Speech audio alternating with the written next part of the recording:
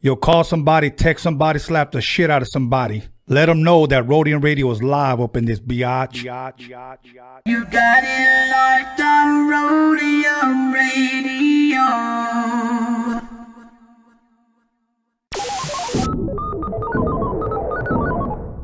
Yeah, Dr. Dre is in full effect, and I gotta tell y'all a little something.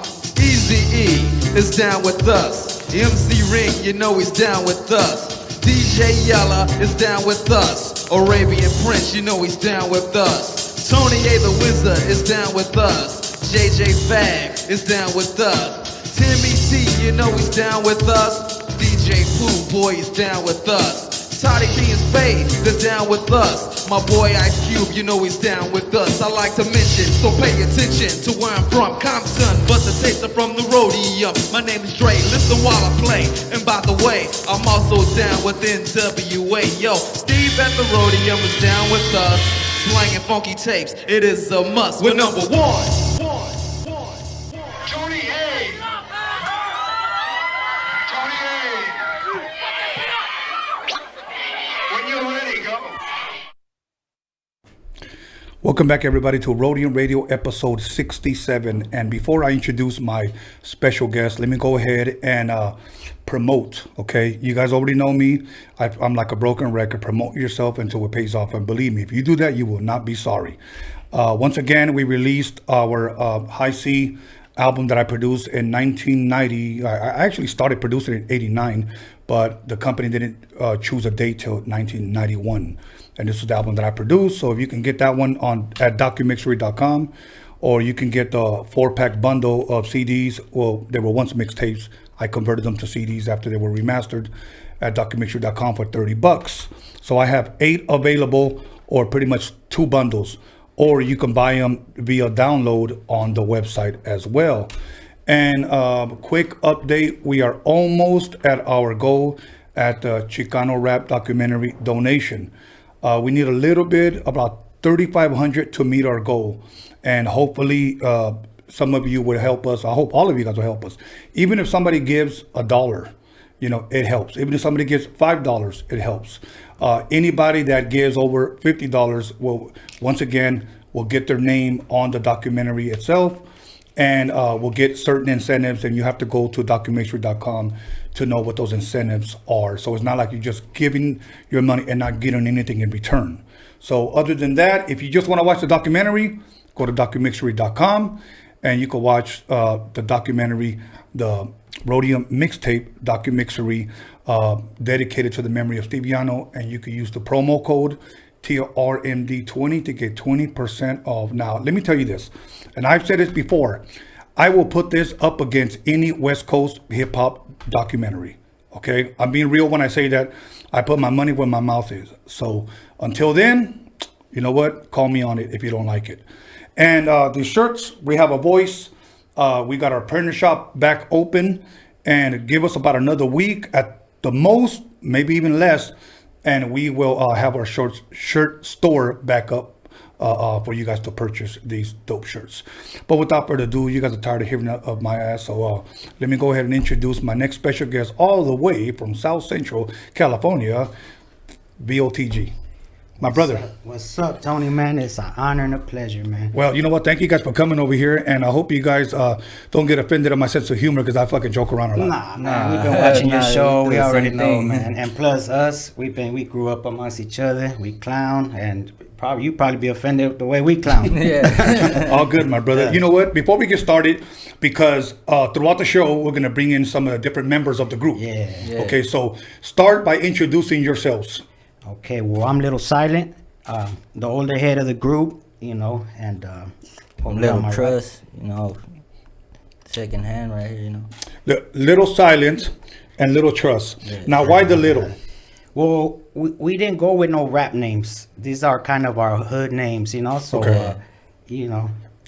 And Little because my older brother's Silent, Big Silent. Yeah, his older brother is Big Trust. My brother. Yeah, and he's part of the group too. He's an artist. Yeah. He's not here today, but that's his older brother. And that's where the Little came. We have to, get our own names. No, that's good. That's good. One of my older brothers, his name was Mario, and we had our neighbor.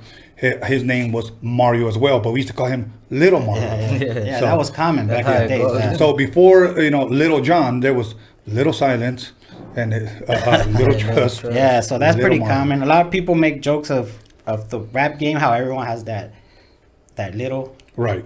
but I mean, us, like I said, that's been us since kids. That's just some hood shit, pretty Yeah. much. Hood shit. Yeah. Okay. And how was the drive over here? Because I know you guys said it was kind of easy. Yeah, easy. I mean, I was planning to come early, thinking it was like before, The because we've been distance, pretty much kind of locked down. Mm-hmm. You know what I'm saying? So we haven't been traveling. We got no reason to travel out of South Central because nothing's open. I mean, they're starting to open now.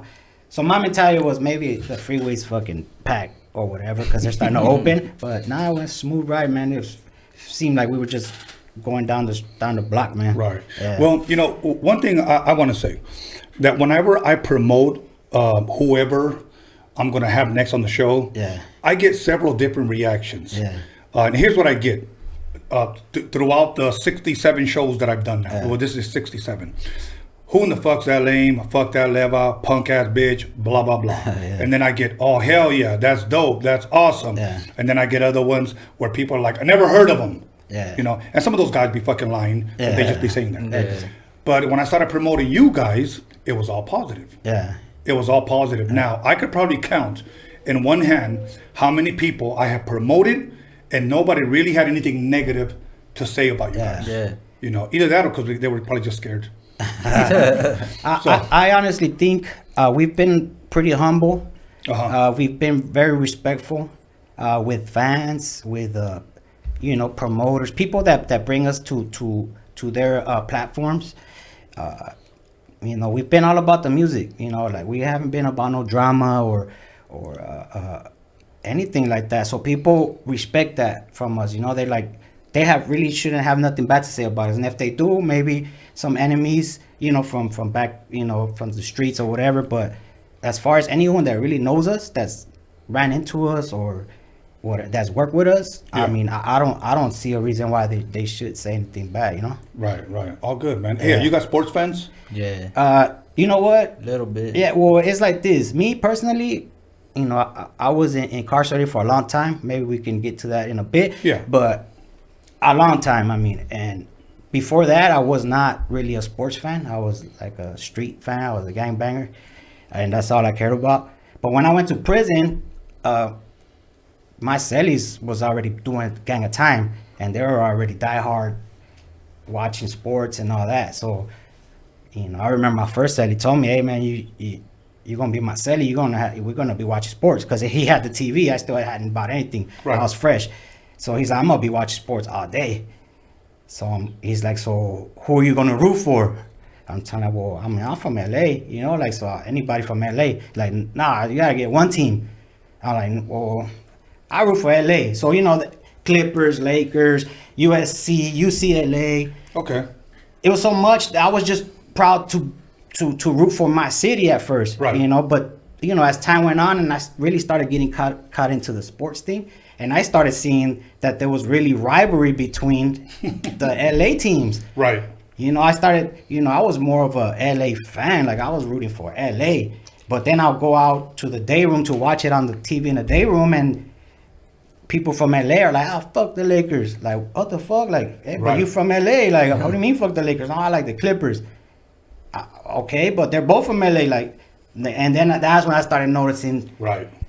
that the difference, Right. I was new to the whole fan thing, so now I'm like, oh, you know what, then fuck that, fuck the Clippers and Lakers, Right. the Lakers are mine. And then that's how, but then I became real diehard. Okay.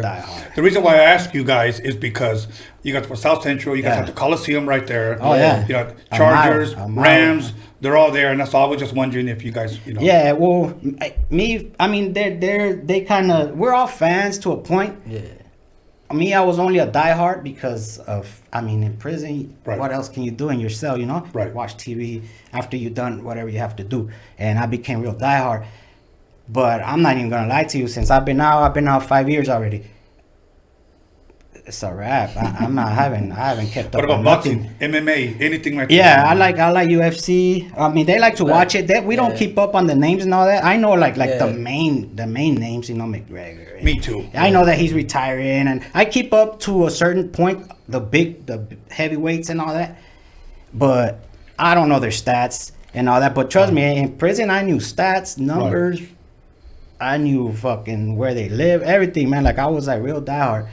But I guess it was just that phase while I was in there, you know. But it was a long phase. I mean, like me, whenever I watch, I don't know if it's still UFC or MMA, whatever it's called. I mean, I'll just watch it and I'll see somebody get kicked in the fucking face and I'll be like, that was a dope ass fight. You know what I'm saying? That's all I really care about, as long as it's entertaining. Yeah, so what I do is I'll you know, like I follow certain pages on Instagram, and then I don't even know some of the fights are even happening. Like, they just had one of the girls, the top notch girl fight recently on UFC. I didn't know. It was during while they weren't even having fans on the stands because of the coronavirus. Whack, yeah, it was whack. But I mean, I'll tell you what, you can hear them smacks real hard. Yeah. So, but on Instagram, I'll see a preview like, oh damn, she fought, and then I'll go to YouTube and try to catch the full fight. You know, like it's rare that we used to buy the fights in my brother right there. We have a big ass screen. When we do catch it ahead of time, when we find out like, oh, this was, and then we know it's a good fight, we try to buy it, you know, and get everyone right there. Dope. Now, you guys watch a lot of TV, man? Any movies? Any good documentaries?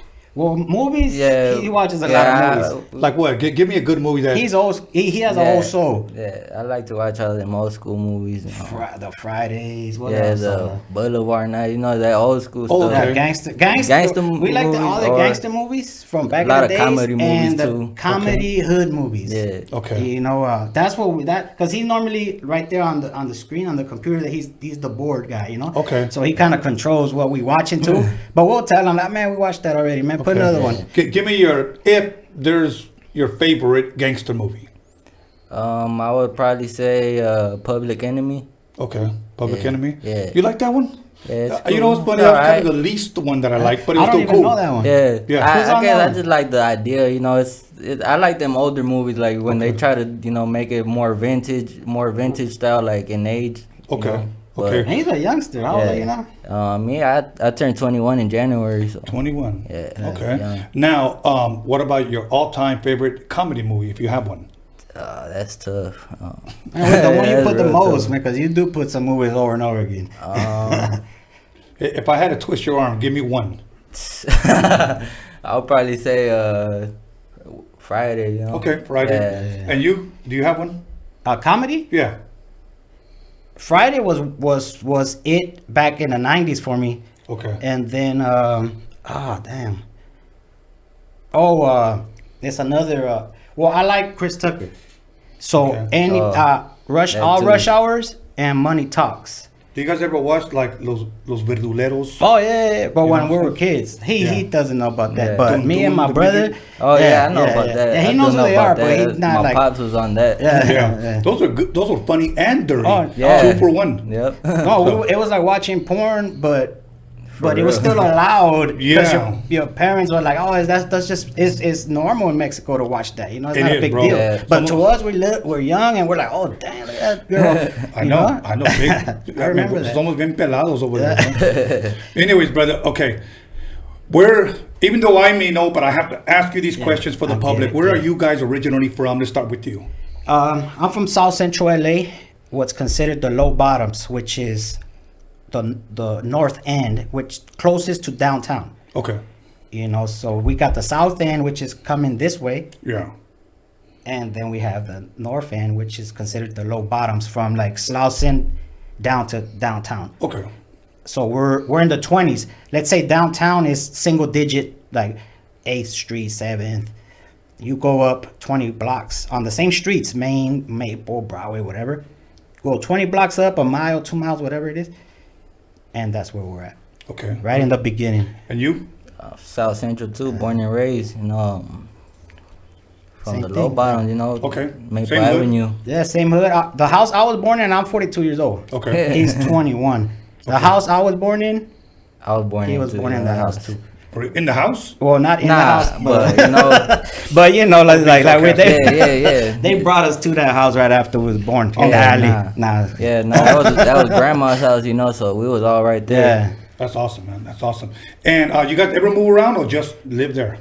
Well, I mean, we moved around recently because you know, some incidents in the house that kind of got the house we call it the G house, Right. which is, you can call it the ghetto house or the gangster house, however you want to put it. Right. But it's smack dab in the middle of my hood. So us walking out of the door to the porch you're already standing in the hood. Like, Right. we get shot at right there. Right. You know, so I mean, we lived there for 30 something years. I mean, we started messing around in the early 90s. I'd say 1990. Not me, well, my brothers, they're a little bit older than me. Right. So they brought the trouble to the house in, I'd say 1990. Like, Right. our house got raided in 1990. It got shot at that's where it all began, 1990. And we just recently moved out in 2000, I want to say 2017. Okay. Because we were kind of forced out of there because, you know, my homie Wason, rest in peace, the cops killed him in there. Yeah. So, you know, they pressed the issue on that whole house finally, and they pretty much wanted it. Shut it down. They wanted it destroyed, you know? Right. Right. So, Now, give me the schools that you went to: elementary, junior high, high school. okay, so I went to, as far as elementary school, I went to 28th Street School, which is only a few blocks up on Okay. San Pedro Street and 28. He went to the same school too, Yeah, right? yeah, same high, middle school and elementary. Because I went to John Adams Junior High, which is the same distance as the elementary, but going west. Yeah. Okay. On the same street. 28 this way is John Adams Junior High. 28 east is 28th Street School Elementary. distance. Same distance, a couple blocks up. And I went there, he went there. The whole family went to Yeah. those schools because Okay. they're the local schools. Okay. Okay. And growing up in a Mexican home, what type of music would you say you grew up with? Me personally, it's like this. My parents grew up. Well, they didn't grow up. They were listening while we were growing up. They were listening to like Chente, Antonio Aguilar, fucking Tigres, Ramon Ayala. My mom will be more on the romantica side. But my memories, even though my memories starting to get foggy from me as a little kid, my memories of listening to music with my parents was more in the car, because my dad he didn't like to be in the house. He liked to be up and down, and us, like, being broke as kids, he used to take us to the garage sales in Norwalk, Downey. They used, like in the 80s, like there were garage sales and yard sales all over, and that's where we would get our clothes, you know, and that's Right. where we would get our Atari cassettes. And you know what I'm saying, we're not going to get none of that stuff new, believe Right, that. right, right. Yeah, so that's my memories of my parents listening to music was more in the car than at home. Okay. Yeah, Okay. so And you? Me or my mom, well, I was growing up, she was always bumping oldies, you know, so I always had that and I make beats, you know, so a lot of my sampling, I do a lot of oldie stuff too, you know, but besides that, what my about your brothers, dad? Your dad, you don't remember anything your dad used to nah, do? not No? really, nah, but my brothers, you know, the gangster rap, you know, the East Siders, we had the Up in Smoke tour, the movie, so we used to bump that all the time too. Yeah, man. you got to remember, Little he kids. grew up, he was born in 99, so he's a millennium baby. Yeah. So it's all that, like the stuff Yeah. that I told you I was listening to, it was already over with at the Yeah. house. It was all Yeah. gangster rap. It was already full-blown Yeah, gangbangers real gangster in the rap. house, you know? Like, You know, it's funny you say he was born in '99 because my son,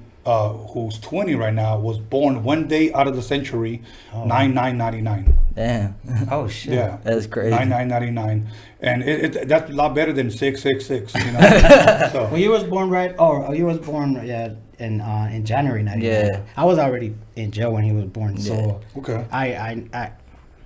I met him during visits, but Yeah, that's how I knew him. finally That's how I knew him Came from, together you know, just recently, 5 years ago, you know. Yeah. Okay. Yeah. Now, a lot of brothers and sisters growing up. Me, my brothers, I have 2 older brothers. Uh-huh. My brother Beto and my brother Juan. I'm 42. They're probably late 40s, 47 in there, 48. And my sister's only a year older than me, and this is her son. Okay. Yeah. Okay. Yeah. Cool. That's cool. Now, goofy question: your first job you ever had? You don't trip out on this. My first job I ever had was 5 years ago when I got out of jail. Really? Yeah. Okay. And I was 37 years old already. Okay. Yeah. Wow. So that tells you, you know, how deep that life it was for me, you know, up to Right. that point. Not that I was messing around to that point, but you know, I had to pay dues to Yeah. that point, you know. Okay. But yeah, my first job was when I got out of jail in 2015. Yeah, and that's probably the hardest time, because I have a brother that same thing. He did a stretch. When he got out, he had to go to work, and he didn't work before. So Man, you don't even want to know my story. I didn't even know how to use a phone. That's how long I was gone. really, Yeah. I mean, when my brother got his a cell phone, he thought he was on some Star Trek shit, you know. Yeah, like I mean, don't get me wrong. In prison, they have phones. Or in my time, now they're full blown. Probably even got iPads in there. Right. But in my times, when they're just barely being presented in there, like they're barely sneaking them in, and it was the flip phones. Even though the smartphones existed already, they had the first iPhones and all that, but no one preferred that because these are harder to stash. Right. So you get a little flip phone. I mean, that's just like a piece of soap, you know. Right. So, Right. Good. and then they're cheaper, you know. So it was like, yeah, I got my hands on phones over there, but it was just a dial and push, and that's it, and just use it like a regular phone. When they presented me this fucking computer, I was like, what the fuck? Like, I don't know how to use that shit, you know. Yeah. What about you? Me, my first job, it was at the homie. He had his little equipment to do a car wash, you know. So I used to work with him. I was like 15, you know. Okay. And you know, I used to ditch school sometimes just to go work because you know I already had a son at the time, you know. So I was trying to work. How old were you when you had your son? Me, I was 15. Okay. Yeah. 15. Young dad, huh? Yeah. So you know what? And let me tell you something. I'm not gonna knock that, and I'll tell you why. Because I was also a young dad, but I wanted to be a young dad. You know, because I wanted to grow old with my kids. So like now, my son is 29 years old. We go to the gym, we run, we do cardio, we hang out, we go eat. You know, whatever. Yeah, it works out. So man, you should see him and his son. yeah. Like you think. We brothers. Yeah, almost, like you he know, like, I mean, you know, like it's just crazy to see. Yeah. But you know, it's like that because he's young. You know, he's young, but he disciplines him and everything he does. But he allows to play with him as far as like get along like they're brothers. You know, like because you know, it's funny. Now, since this is a hip hop podcast and we do talk about music, you ever play any instruments growing up? Not that I stuck to, but when we were kids, and my brother remembers, we used to have a piano. Okay. In our room that my mom probably brought it. Where she bought it at the yard sale too? They bought it at the yard sale. Just bought a big ass piano, but top notch though, like nice, you know. Yeah. Ivory keys and all that, and then with books. So at some point, when I was a kid, I remember I just started opening the books and just reading it and ding ding ding ding ding ding, and I was able to play. No lie, I used to play Blue Moon. Okay. Well, however the fuck it was, I don't even remember. But I had good fingers for that shit. And then I remember I still do the Happy Birthday song. Ding ding ding ding ding. I don't know why it stuck, but I still remember because sometimes the kids will bring in like a little toy piano, and I'll be like, ding, and I still remember that one. I don't remember none of this shit, but that's it. Nothing else other than the piano. Okay. What about you?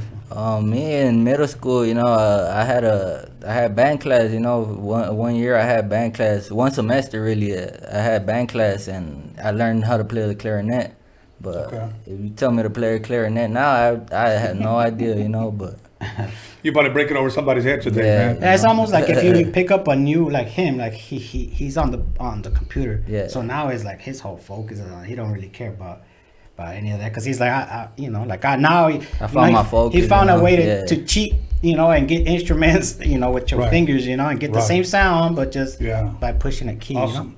Awesome. So now, let me ask you this: growing up, what are your early memories of hip hop? Because you're in the music industry. Yeah. And who was it? What was it? What was it that you heard that encouraged you, inspired you to go into the industry of music? Well, I grew up listening to us, like we're talking about my parents. Yeah.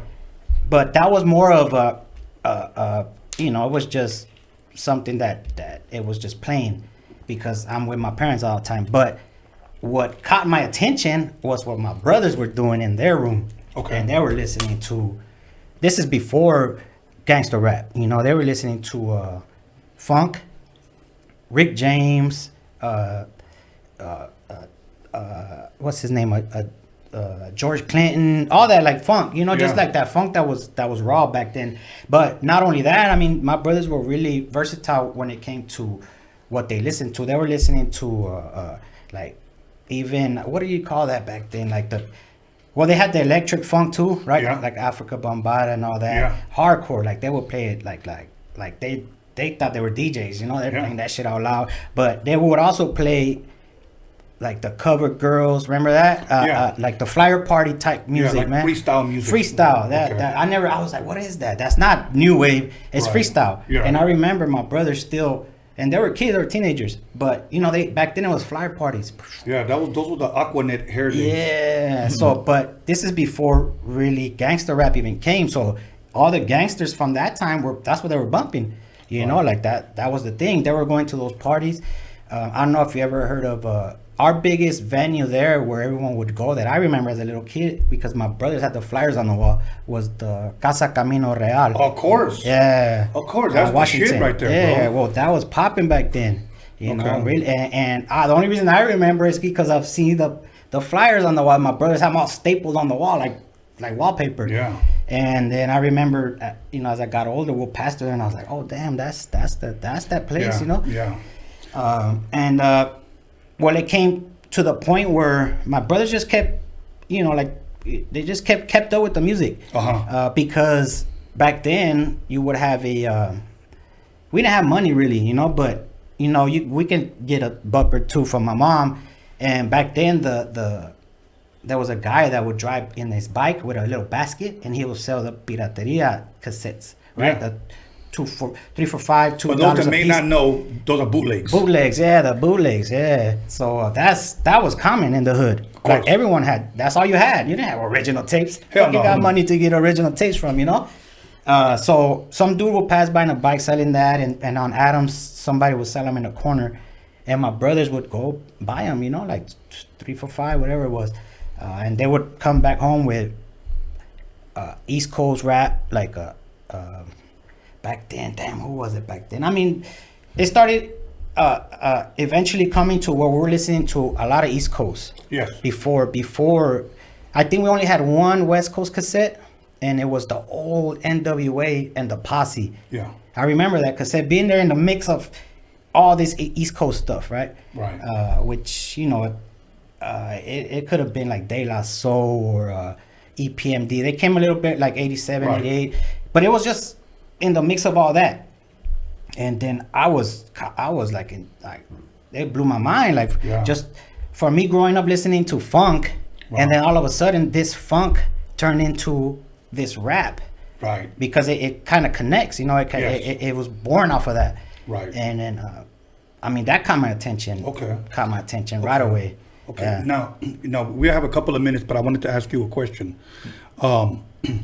What type of hip hop did you grow up listening to that inspired you to do what you're doing today? I would say gangster rap and Okay. and a lot of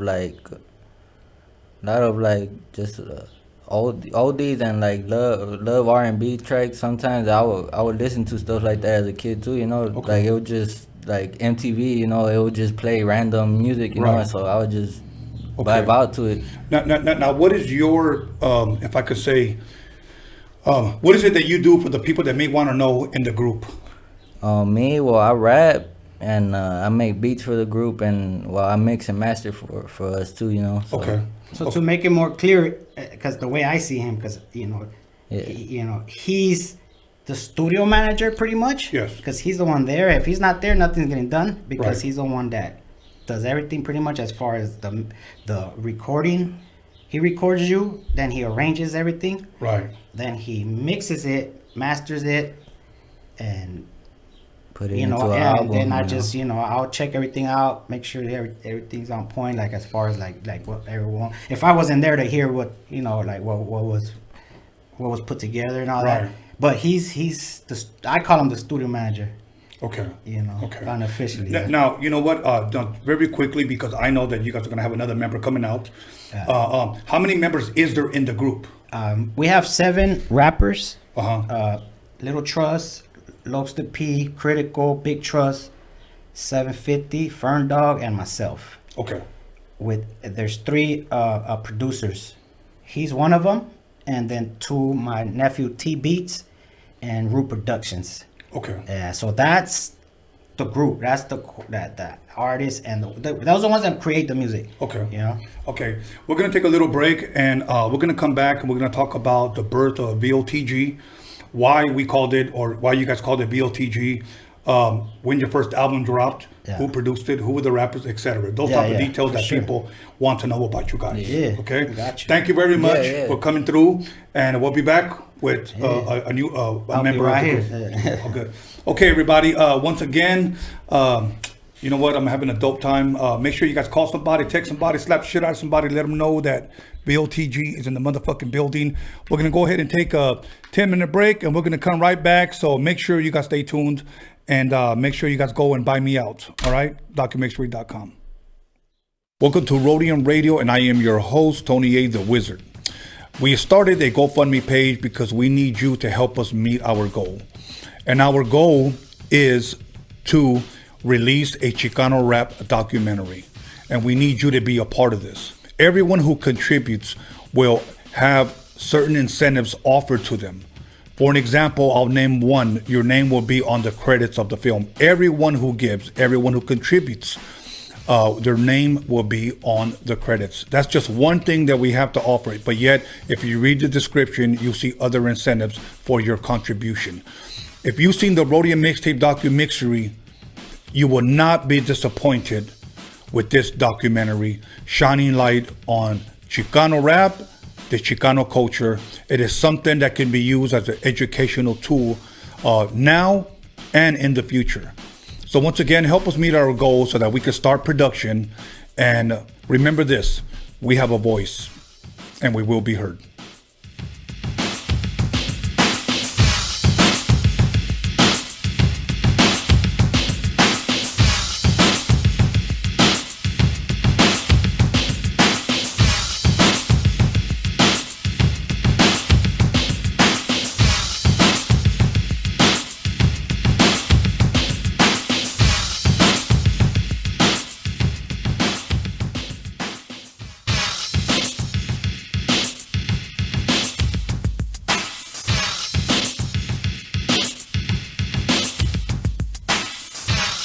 It's Mr. Little One chilling on Rodium Radio with the one and only Tony A and John motherfucking ELKINS, boy.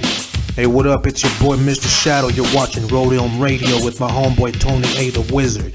You know what time it is. Yeah, what up? This is Mr. Night Owl, and you're listening to Rodium Radio with the legendary Tony A the motherfucking Wizard. Yo, what's cracking? Nosotros somos Aquid y estamos aquí con Tony A the Wizard. You know Rodium Radio, damn it. You know what it is. Yo, what up? This is Mellow Man Ace and Padrino, and you tuned in to Rodium Radio with my man Tony A. Keep it locked. Yo, what's cracking? It's your boy OG Arabian Prince from the world's most dangerous group, NWA. Sitting here with my boy Tony A the Wizard on Rodium Radio. What's up, everybody? It's your homegirl Magic Girl, and you are now listening to Rodium Radio with Tony A the Wizard.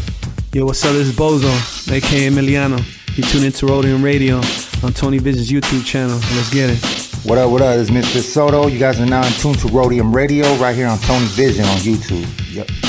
Check it out. This is MC Poncho on the MIC. Shout out to Tony A the Wizard, Rodium Radio. You already know. What up? This is DJ Trick, Spanish Fly, and you're watching Tony A on the Rodium Radio Show. Big G, Rodium Radio, Tony A in full effect. Stay tuned, watch, listen. That's how we doing it over here. Yo, what up? I'm out here. This Big Daddy Swoles. I'm jamming with my man, Tony A the Wizard, out here on Rodium Radio. The podcast is off the hook. Check us out.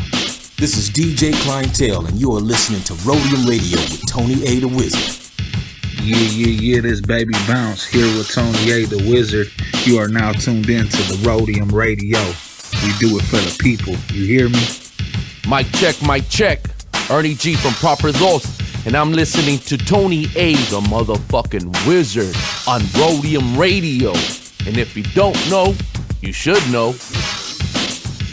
What's up, everybody? This is Soren Baker. I'm the author of the book, The History of Gangster Rap, in stores now worldwide. and you're listening to Rodium Radio, hosted by Tony A. Make sure to check it out. We talk about the Rodium mixtapes. We're here, Soren Baker, Rodium Radio. Y'all, this is Greedy Greg, and I'm chilling with Tony the Wizard on Rodium Radio. Hey, this is Swifty Blue. I'm right here at Rodium Radio with Tony A the Wizard. Stay tuned. It's the KAS here live on Rodium Radio with the one and only Tony A the Wizard. What up, y'all? This is Kiki Smooth, the first Mexican rapper out of Compton, rich and ruthless, and you're listening to the Rodium Radio with Tony A, the Grand Wizard, El Mago himself. Hey, Compton's in the house. What's up? It's Cuete Yes God with my harbor out of homeboy Tony A the Wizard on Rodium Radio. Yes God. Hey, what's up, gente? It's your homeboy Duende. You're tuned into Rodium Radio with my homeboy Tony A the Wizard. Ya te la sabes, wey. What up, what up? It's your boy Baldachi the Beast, Air for Music, Face of LA, right here at Rodium Radio. Make sure y'all tune in. Your boy Tony A the Wizard. This is Kelvin Anderson, owner of the world famous VIP Records, and you listen to my man Tony A the Wizard on Rodium Radio. Yeah, what up? It's Lil Blackie, the Brown Super Baller, and you checking out Rodium Radio with the homeboy Tony A the Wizard. Yo, what's cracking? It's your boy OG Big Wicked, Real Ones Apparel, Orange County. Out here with my boy Tony A the Wizard, Rodium Radio. So make sure to peep it. Peace. Que tranza raza, aquí su servidor, Simple and Pecador, and you listening to Rodium Radio with my boy Tony A the Wizard. Check, what's up? It's your boy Capital I Man from the Mexican Crew, and you're tuning into Rodium Radio with my boy Tony A the Wizard. Motherfucker's a legend. Bow! What's up, y'all? This is Christy Glove, and you're watching the Rodium Radio Show on Tony Vision on YouTube. What's up? This is Mr. D on Rodium Radio, kicking back with the homeboy Tony A. Yo, this is Fancy the Boss. Tune in on YouTube at Rodium Radio with Tony A the Wizard. What's up? This is Leah Farsayer, aka the Dragon, the Serpent, the Spear. I'm on Rodium Radio with my boy Tony the Wizard. Hey man, Nick V and Eric V, the Baker Boys in the house, hanging out with Rodium Radio and the one and only Tony the Wizard. Tony the Wizard, aka Kylo Ren, right here on YouTube, Sundays and Wednesdays. Tony Vision, subscribe Tony now. Tony Vision, yeah. Boys, big baby. What's good with it? It's old creep, aka Jay Stompanato. I'm putting it down for Orange County on the Rodium Radio Show by West Coast legend DJ Tony A. We up and out this bitch. What's up with it, dog? It's West Coast Gilly on Rodium Radio with the legend Tony A the Wizard on Tony Vision. You know what it is, West Coast to the fullest, believe that. What's up, everybody? This is Stefan Orior listening to Rodium Radio with Tony A the Wizard. Yo, what up? It's your boy Doughboy Tony. You're tuned into Rodium Radio with West Coast legend Tony A the Wizard. What up? It's your boy Lottie the G, straight out of Santa Ana, CA, and we're right here live in the mix with the West Coast legend Tony A the Wizard on Rodium Radio, Tony Vision on YouTube. Yo, what's up, world? This is Cool 187, above the law in the building, and you tuned into Rodium Radio with my man Tony A the Wizard. What's up? This is Darren Vegas. You're on Rodium Radio with Tony A the Wizard. Real West Coast hip hop history right here. Yo, what up? Sleepy Malo in the house, here at the Rodium Radio with my boy Tony A the Wizard, giving us our voice back. One of the realest motherfuckers I know. What's up, homie? It's homie Frankie Quinones, aka Creeper from Cholo P, and you're listening to Tony A the Wizard on Rodium Radio. That's what's up right there. Hey, yo, what's up, man? It's Cruiser the Savage. I'm right here with Tony A the Wizard, Rodium Radio. Everybody stay tuned, man. It's a motherfucking hit. Yo, shout out to Rodium Radio, Tony A the Wizard, your boy Pablo Nunez right here in the studio. Be about it, people. ¿Qué onda, muchacho? Ahí viene este miro. Kimo the Blaxican and Negrito de Los Angelitos, and you're checking out that Rodium Radio with Tony A the Wizard. ¿Qué hubo, Raza? This is Wicked from the Brown Side here on Rodium Radio with Tony A the Wizard. You know. What up? It's your homeboy Infinite TGM, chilling with Tony A the Wizard on Rodium Radio. Make sure you guys go check that out. What up, everybody? This is Wicked Baby Doll, and I'm chilling with Tony A at Rodium Radio. Check it out. Make sure you subscribe on YouTube and follow him on Instagram. What's good? It's your boy Spanky Loco, and you tuning in to Rodium Radio with that motherfucking legend, Mr. Tony A. You know what time it is, West. Hey, what up? This is Rebello the Dawn. And this is Dominator. And we came straight from the 805 ready to slap that motherfucking meat on your grill, bitch. Rodium Radio, Central Coast Click. What up? What up with it? This your boy OG Magoo, Los Angeles Airbrush artist, Big Chillin' on site with the homie Tony the Wizard on Rodium Radio. All gas, no brakes. Let's get it. Man, you know, listening to LA Icon, man, right here live with Tony A, the motherfucking Wizard on Rodium Radio. What's up, what's up? This is Esadaz, the Spanish Fly, with that reintroduction right here on Rodium Radio with my boy, the Wizard, Tony A. Yeah, what up? It's Spanish Fly MC, Big MOC, Mr. Most MC, on the Rodium Radio Show, baby, with Tony A, the Grand Wizard. Let's go. Johnny D from Spanish Fly on Rodium Radio. Your one and only Theo with the Giant Cheeto. Hey, what's up, everyone? This is Trish Toledo, and I'm over here with Tony A, John motherfucking ELKINS, and DG Media at Rodium Radio.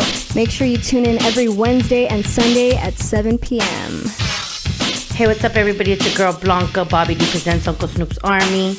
Chilling right here at Rodium Radio with Tony A, the Wizard. Make sure you tune in Wednesdays and Sundays at 7 p.m. on YouTube. Yo, this is Daniel Jones, the D to the motherfucking G Media Clips. Here with your boy, Tony A the Wizard on the Rodium Radio Show. Check 1 2 1 2. This is Roger Live, and you are in tune to the sounds of Tony A the Wizard on Rodium Radio West Coast.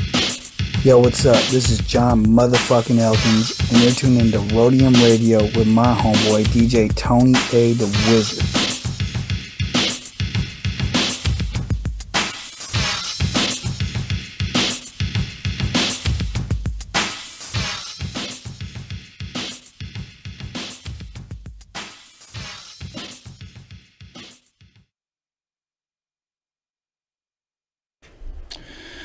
We're back now at the Jack Off Hour with the podcast that slaps you across your fat ass with a fat dick. And I'm Tony A, the Wizard, and I'm here with none other than V.O.T.G. So we're back, and after a little 10-minute break, I'm going to start drinking at the next break, and I can't wait. Let's do it. And we have another member of the group. Now, introduce yourself for those that may not know who you are. I'm Los P from the group Voice of the Ghetto, V.O.T.G. And that's my nephew. Okay. Uncle, you know what I mean? Yeah. Okay, and Saludos, my boy. You speak a little bit closer to the mic respect, now. Salute all the way, you know what I mean? Gracias. Now let me ask you this: where are you originally from, as well? Me, I'm from South Central LA, the Low Bottoms. Yeah. Okay. Yeah. So, and that's where you grew up as well? That's where I grew up at. Yeah. School, everything. School, same school. Yeah. 28th Street School, John Adams Middle School. John Adams Middle School, I was only there for like probably a month or two. I dished. I was always in trouble. I dished. I had the Huda looking for me and shit because I wasn't going. Right. Well, let me ask you this. Now, I'm going to ask you this for me, because when I used to ditch, you know what I used to do?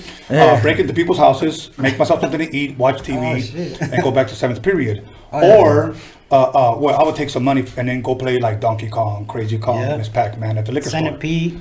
Now, what did you used to do when you used to ditch, man? Ditch, go straight to the fucking to Virgencita. That was a spot, you know what I mean? We call Virgencita because there was always a Virgencita in there. Okay.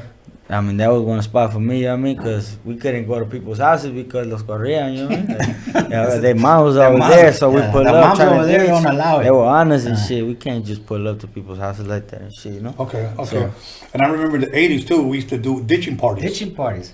You know? I mean, and I'm from the 90s. Ditching party, I don't think they experienced the ditching party era, but I experienced certain ditching parties, but not like that. No, you know what I mean? Some gangster shit. But they were gangster. The ditching parties were more gangster shit. You know, it was it was more like the homegirls doing that shit, inviting all the homies over. I remember going to a ditching party, and like all my homies to go over there, drinking Mickey's, Old English, whatever, and get laid during the day. Yeah, get laid, fucked up.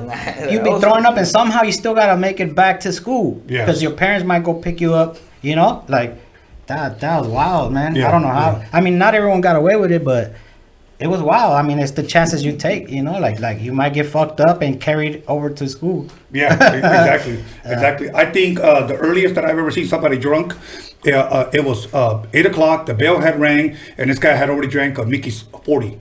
And ya andaba pedo el cabrón. Yeah, no, our school, John Adams Junior High, before it was middle school and it was John Adams Junior High, was off the hood gangbang school. Like, we had gangs in every corner of the bungalows. Ditching parties. Nobody was going to school. I'll put it to you like this. Me, I didn't even graduate junior high. Okay. I mean, honestly, my it's like this. Pretty much the only education that I probably really paid attention to was in elementary. Okay. Once I got to junior high, the homies was already there, and it was all homies. It was all about the hood. I did go to a high school because they pretty much just bonded me over, because that's when they switched the years. It was before it was junior high was 7, 8, 9th, and then high school was 10, 11, 12. And then that year when I flunked the 9th, they're like, you know what, we're just gonna take you over to high school because they're starting the 9th grade over there now. And I didn't graduate. They just like, you just go, we don't want you here no more. You know, like, go do your 9th grade over there. See, now, me, I didn't flunk. I was just so good that they wanted me back another year.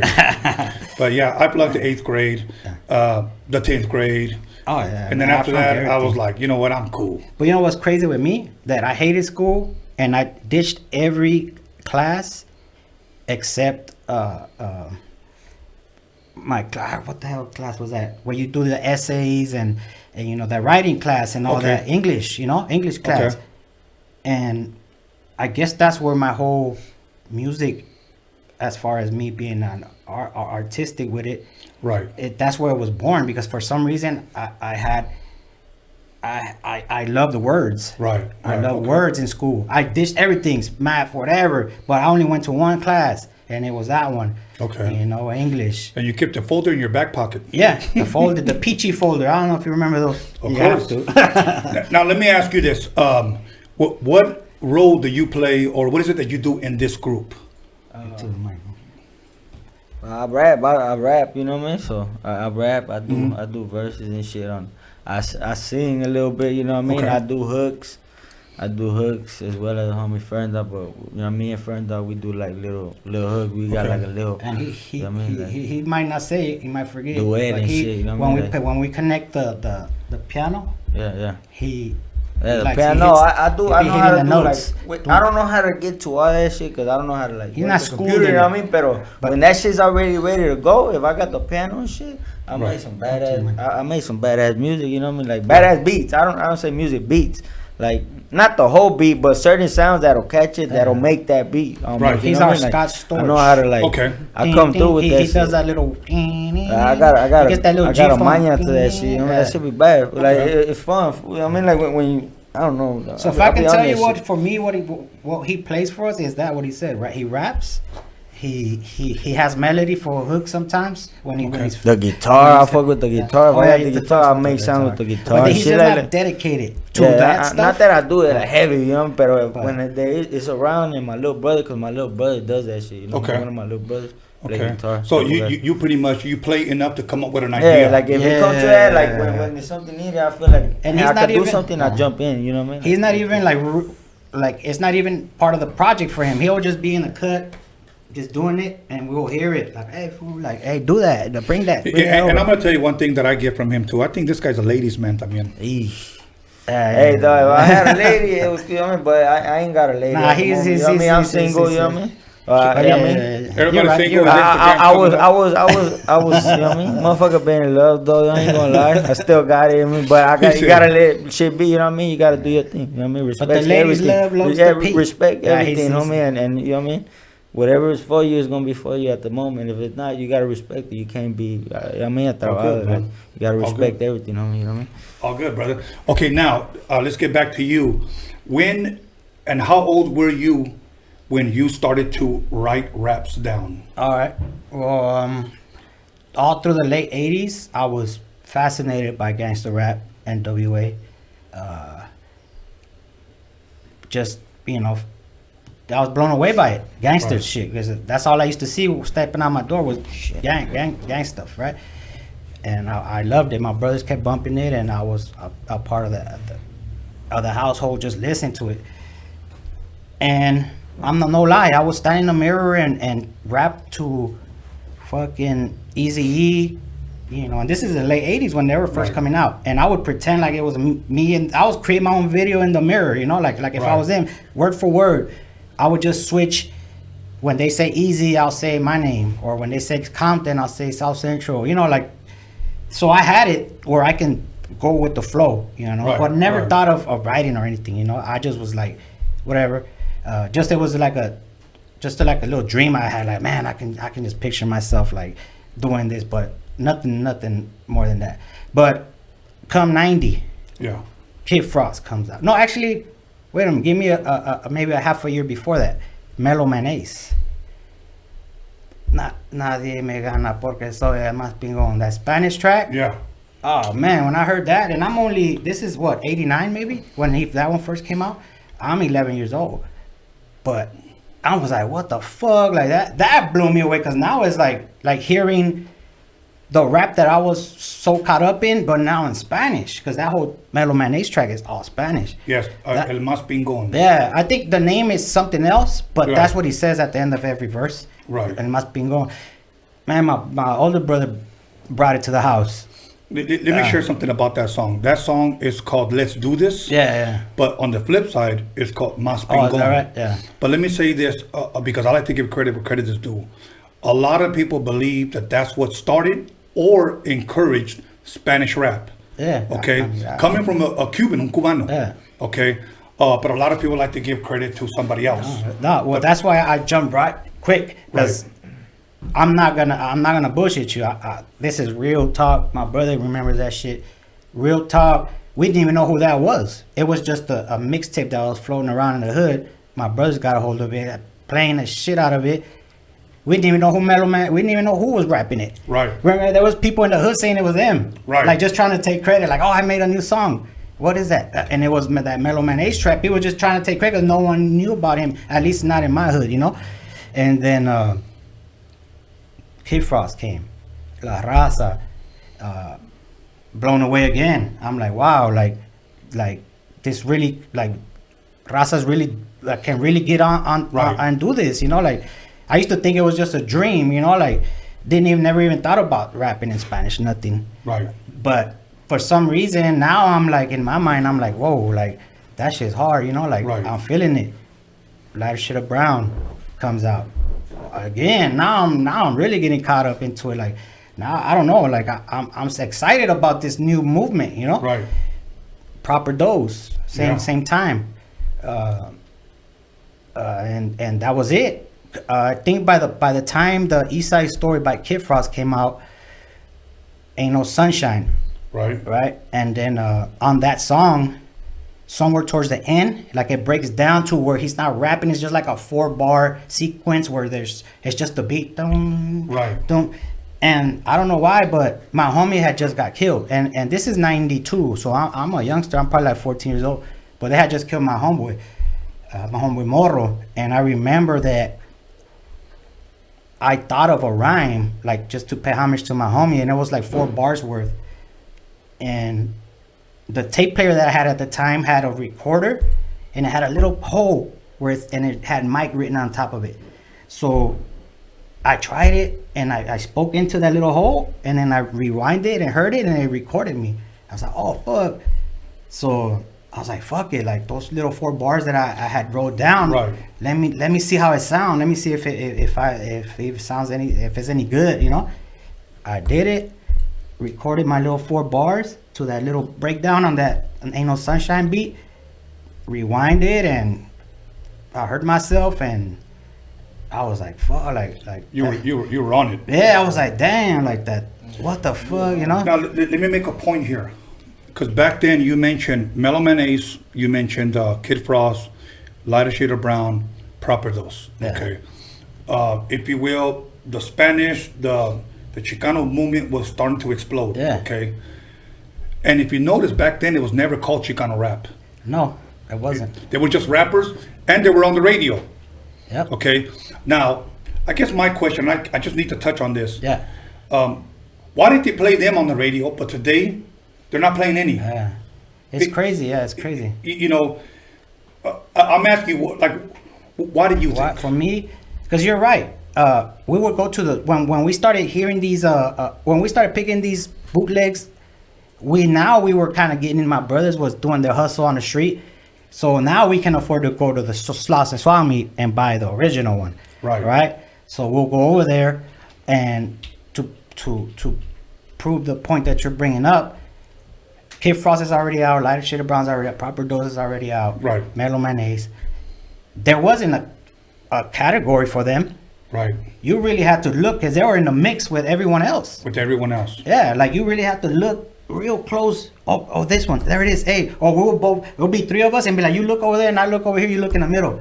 Or try to find that Proper Dose, or try to find that, and now we're like, hey, it's over here. You had to really look for it, because there was no categorizing Hispanic or Mexican rappers, however you want to call them back then. It was just rap. Right. It was just rap. Now, I have another question for you. And believe me, I have so much that I want to ask, but I try to take my time because we have another guest, another member coming as well. Yeah. So, but I need to ask, okay, back then you named Mellow Mayonnaise songs. You could name Kid Frost's songs. Yeah. You could name Proper Dose songs. You could name Lighter Shade of Brown songs. And today, 30 years later, we're still bumping them, and we can still name those songs. Yeah. But where are those type of songs today from the Chicano market? There isn't. Honestly, I think since it was so fresh back then. Yeah. Because these guys were really, they were from labels, like they had, might not have been major labels, but labels that had connects. Right. So these labels seen something new, like the label heads are always looking. They're not, it doesn't randomly happen. That someone's scouting, right? So I guess someone's seen the big picture. It's like someone was ahead of their time, a label head. Yes. And then honestly, I don't know where it fell off, because come the mid 90s, ya casi no sabía, because what happened was, I'm gonna tell you what I think happened. Okay. From what I seen, where I fell off too as a fan, because I was into gangster rap growing up in South Central in the middle of a gangbang hood. Yes. To me, those names that even though like Lighter Shade of Brown was a little bit, not that hardcore, but it was still, the homies were still bumping it. It still had that pace for us to be out there messing around. But then I guess when Thump Records. Yeah. When Thump Records came, it kind of went a different direction. Yeah. It wasn't like gangster rap. It was lowriders, and now they were playing for that crowd, for the older people that were building their lowriders. They like to take pictures with the girls and all, for car shows, pretty much, And us, we're from the hood, so we're like, after that kind of went that direction, we just went and since we were gangbanging, we started going with gangbang music, which was, like the black artists. Right. DJ Quick. I still remember when Tony A and High C came out in 91, right? 1991. Man, I was in junior high. You'd be surprised how we came about that song. But now we were going to that. Now we were falling over to this side, because we're growing up. What you guys were talking about, well, the rappers were talking about, that's what we were doing. Right. We didn't have lowriders. We didn't have, like beautiful girls in bikinis in the hood. We were in the hood. So that music didn't really, tell our story, Right. And okay. So that's where I fell off of that, like I was like, man, I'm sticking to what I know and what I do in my hood, and what my soundtrack for what I'm doing in the street, Okay. And the reason why I asked some of these questions about Chicano rap is because me and my team, we're going to be doing a Chicano rap documentary. Yeah. And we want to give it to the people. Obviously, we're going to do more than one. We're going to do it like in episodes, because it's impossible to cover all of it in one. Yeah. Okay. But there is a time that I felt it was going like this, then it just went like this, then it just kind of went like this. But yet there's so much music out there, and then we kind of wonder, where are all the hits? Yeah. They were just playing to a different crowd now. They weren't playing for the even though the radio might have pulled one or two throughout the years, but it's not what they were looking for. They just got caught up in the whole lowrider scene. Right. And then me, like you said, it wasn't considered Chicano rap. Me personally, throughout the 90s, when I would try to tell, like if I was bumping somebody and he would happen to be a Mexican rapper or you know, someone Hispanic, whatever people call him, they'll tell me, hey, who's that? Who is that? Is that who is that? I tell them, oh, it's a Raza rapper. That's how we would say it back then. Okay. We don't say Chicano rap. That wasn't even a term in the 90s, you know? I started hearing that in prison. Okay. Like the homies would be like, you got CDs? Like, yeah. You got any Chicano rap? I'm like, Chicano rap, all right. Well, like what?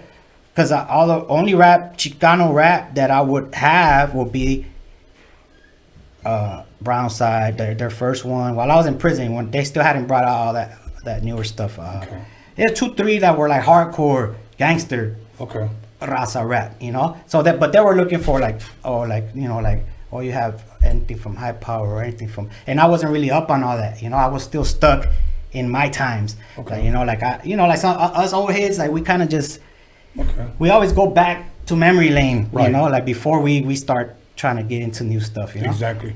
Now let me ask you, Rob, how old were you when you first started writing raps down that you figured this is what I want to do?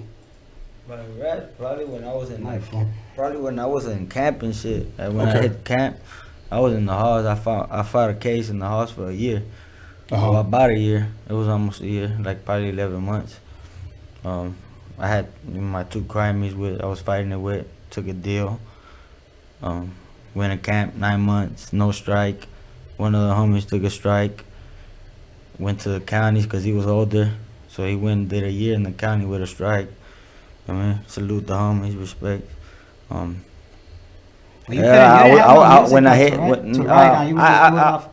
used to do shit before I even went to jail, you know what I mean? Because of Little Silent. Like, I grew up to listening to Little Silent. When I was little, that's what I had. I had his tapes, I had his, you know what I mean? We burned CDs. I would, like, flow his shit, you know what I mean? I knew him by heart, you know what I mean? To this day, I know him by heart. And that's why I grew up to hit Little Silent shit, gangster shit. I was with the gangster shit, so I knew him. I would flow him. When I go see him when I was a kid with my grandma and my mom, you know what I mean? I would go sing him to him. When I see him, I cry and shit. You know what I mean? Like I don't know. I just felt like, you know what I mean? I knew him already all the way. You know what I mean? Whether he got busted when I was like 3 years old, you know what I mean? But like they always took me with him, and if I hear him on the phone and you know what I mean, my people was like, I was getting in trouble or something, I try to talk to him and tell him, and I start crying like, hey, they telling me this and shit. Like when I was a kid, you know what I mean? Right. Okay, so I grew up to him, you know what I mean, with him, as in even though he was locked up, I was still there with him, you know what I mean? They were highly influenced. Color books, all by that my shit, little you know what I mixtape mean? that I had out in the 90s. But I was with that gangster shit too. Like I was on that gangster shit. Like I already knew that shit as like 4 or 5 years old. I was already rapping that shit. You know what I mean? Share with us about your first mixtape. Yeah. So I this was that 92 when I wrote those 4 bars, I didn't stick to it. Even though I loved listening to it, I was like, damn, I can do it.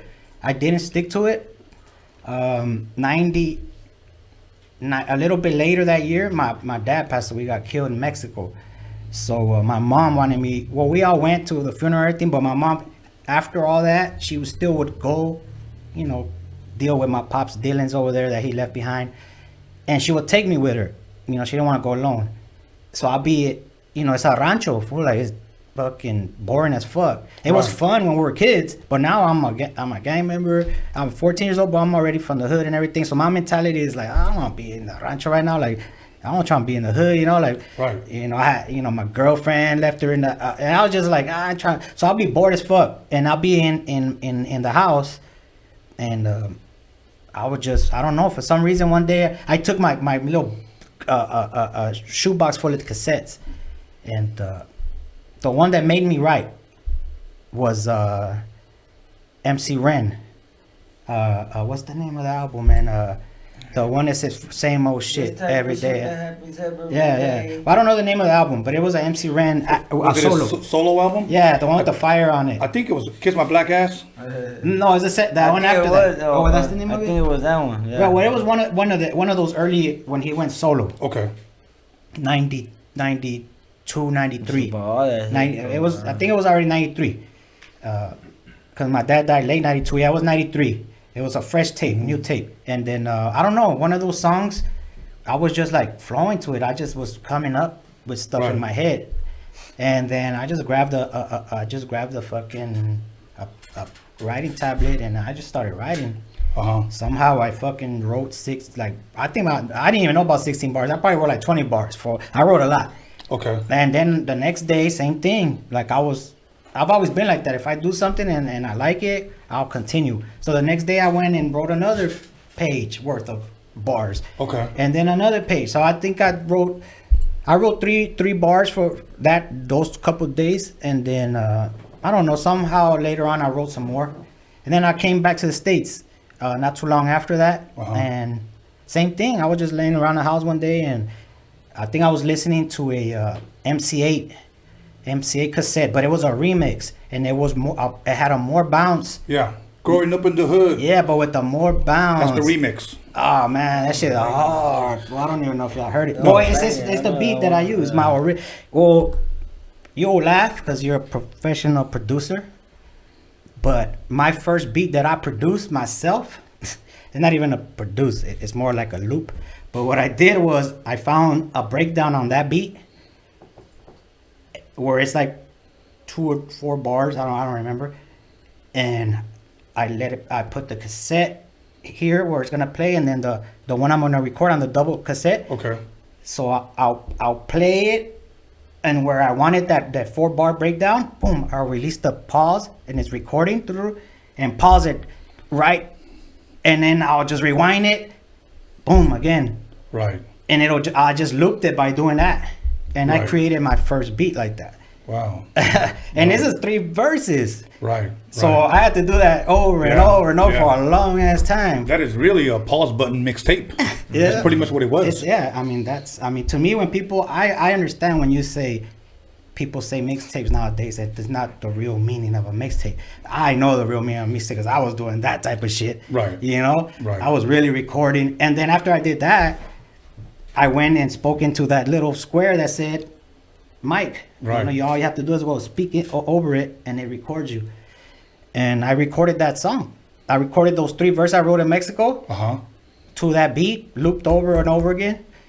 And now let me ask you this: when it was done, you did all your 3 verses. When you let somebody hear it, what was their response? I didn't want no one to hear it at first. I was like, because look, my nickname is Lil Silent, and they call me that because of my brother that's Big Silent, but it really fit me because I was kind of a shy kid growing up. So I wasn't embarrassed to really show anybody. I was just like, and I was already in the hood, like, I was already in the mix, but I was like, they're gonna laugh at me, like, they're gonna be like, "Tu qué, güey? Like, since when you been rapping?" Right. But one day, I just happened to, my homie was real into music, and I played it for him, and he's like, "Damn, that shit is hard, fool! Like, that shit sounds hard." And then he kind of pumped it up to let the rest of the homies say, "Hey, come here, fool, listen to this fool." So everyone just gathered up, and they're like, and then I'm talking about the hood, like this is real gangbang lyrics. So now everybody, and I'm on point, like I'm not too off, I'm riding the beat pretty decent, I was just young and my voice sounded, kind of chipmunky, but it was still doing its thing. Okay. And the homies was like, damn, like they pumped me up, like that shit is hard, man. Put that shit. They put it in the car, with the sounds, and I'm like, oh shit, this shit is really, they like it. What year was that again? That was 94. Okay, 94. And for those of you that want to hear that song was by MC8 of Compton Most Wanted, Growing Up in the Hood remix, and it had a more bounce beat, slowed down. And they went and got a piece that wasn't played out. Like they didn't get what everyone was used to. No, they went and got it where that I think it was from I don't know, I don't remember exactly where they got it from, but it's an area that was not played, that wasn't used. Right. To that point. And I think now you might hear a bunch of them from there. But at that time, and then coming from a black artist, it was rare. Right. And us, we grew up to Zap. So when I heard that, I think that was the first time I heard a rap to or at least a gangster rap to a beat, a Zap sample. Okay. Now, before you went to prison, we're going to talk about that when we get back. Yeah. did you ever release anything of yourself? Yeah, so my homie Neto, shouts out to my homie Neto, I'm sure he's watching. He pumped me up because he had a ghetto blaster. Yes. The OG ones in his house with the EQ, with the plug-in. You can plug a mic in. You ain't talking over a little hole. Right. So he's like, hey man, like let's try to make it sound better. I got that ghetto blaster. And so we went over there and then we recorded some stuff in his house, try to make it sound more decent. And then I went back to the hood with a better sounding cassette, you know? Right. And then and now that I know the homies are liking it, I'm trying to like practice now. Like I want to sound better now. Right. I'm writing, I'm excited. You know, like, oh shit, the hood's feeling me. So fuck it, I'm gonna continue doing this shit. So yeah, we did that. And then as time went on, I would just write, and then I'll record another song and go out and show it off in the hood. And then come back, a month or two later and I have another song and then another song. And then within the span of 1994 when I started to 1998 when I went to jail, those 4 years, I would just bust out with cassettes here and there. I was one of the guys that always had a mixtape in my pocket, whether it was music, real artists that were out there or my own. Right. One here and one here. What you want to hear? Want to hear some Lil Silent or you want to hear some DJ Quick or MC8 or whatever? The homies always want to hear Lil Silent. Lil Silent, you got some new shit? Yeah, boom, put it on.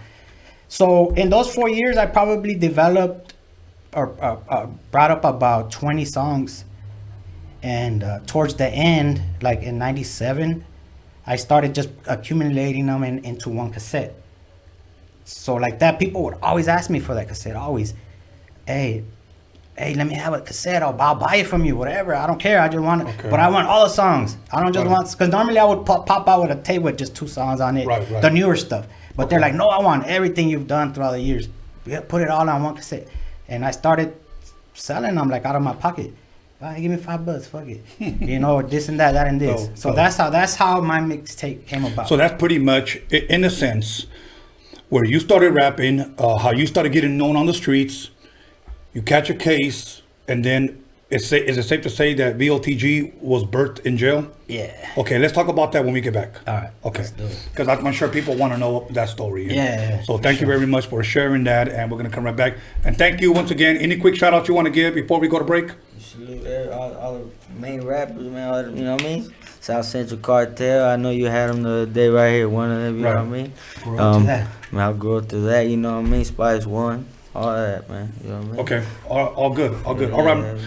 Okay, everybody, once again, I'm going to go ahead and start drinking. And so make sure you guys drink with me. Go get yourself a Modelo, Dos Equis, whatever the hell you guys drinking. If you guys are drinking White Claw, I can't help you with that one. But we're going to bring out the Patron, the Modelos, and maybe a Michelada. I'm not sure. So make sure you slap your lady across her fat ass and tell her to stay tuned. We'll be back in 10 minutes, everybody. So make sure you call somebody, text somebody, slap the shit out of somebody, let them know that V.O.T.G is in the motherfucking building, South Central. Stand up.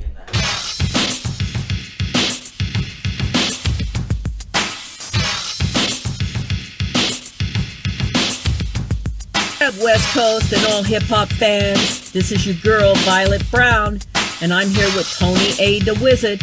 And if you're rolling with us right now, that means that you love West Coast hip-hop. And if you want to know the real deal from the real players, the real people behind the scenes, you better pick up Tony's new film, Rodium Mixtape DOCUMIXERY. You get it by going to DOCUMIXERY.com. You better get this, and I want to do a special shout out and a rest in peace to my man Steve Yano. I'm out. Yo, what's up? It's Bella. I'm here on Rodium Radio with my boy Tony A. the Wizard. Stay tuned. Yo, it's Ray Monique on Rodium Radio with Tony A. the motherfucking Wizard. Tune in and subscribe. What's going down, everybody? This is Big Rich G here at Rodium Radio with Tony A. You guys got to check this out, man. Don't miss out.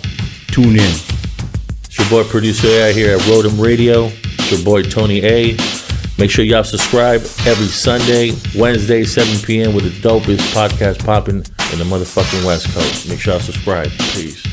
Yeah, this is Pablito here at Rodium Radio. I'm here with Tony A, the Wizard. Tune in. What's cracking? It's your boy Noel G in the house, aka Hector. You guys know what time it is, right here with the Rodium Radio Show, hosted by your boy Tony A, the Wizard. Keep listening. We got something good for you. What's good, beautiful ladies? It's your boy MC Magic, Tony A, the Wizard. You already know. Rodium Radio Show. Turn it up. What's up, guys? This is Mayito. You're watching Rodium Radio with Tony A, the Wizard.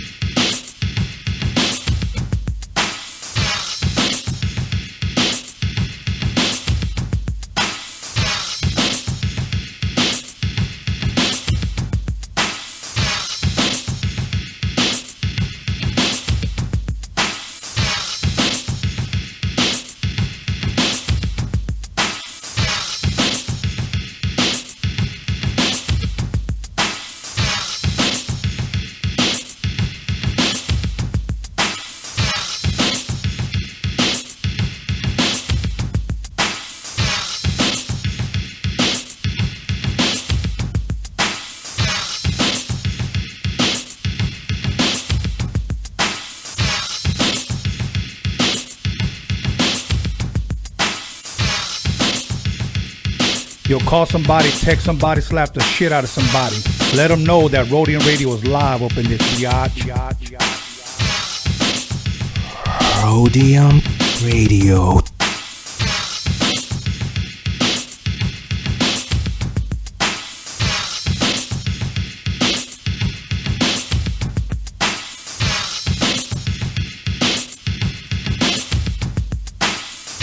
This is your deal on Rodium Radio. Grab a seat on my meat with Tony A, the Wizard.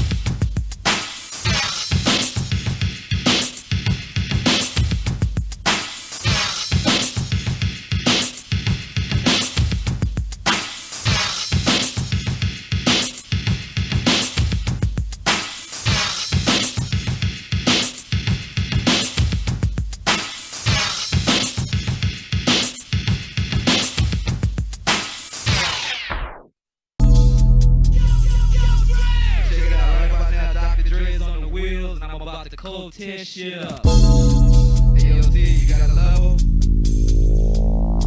D, hit record, man. Get busy with Easy and Tony A on the 12 technique, see? Here's a little something by a nigga like me. They never should have told me by St. Louis. Yo, this is your main man team.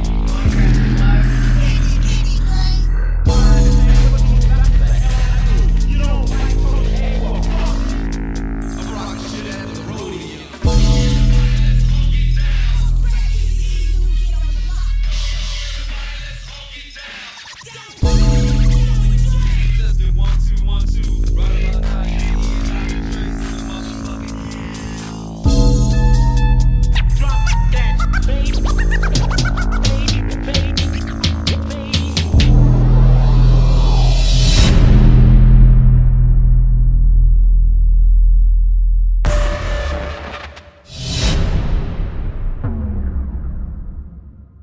And we heard about this young kid from the Harbor area named Tony A.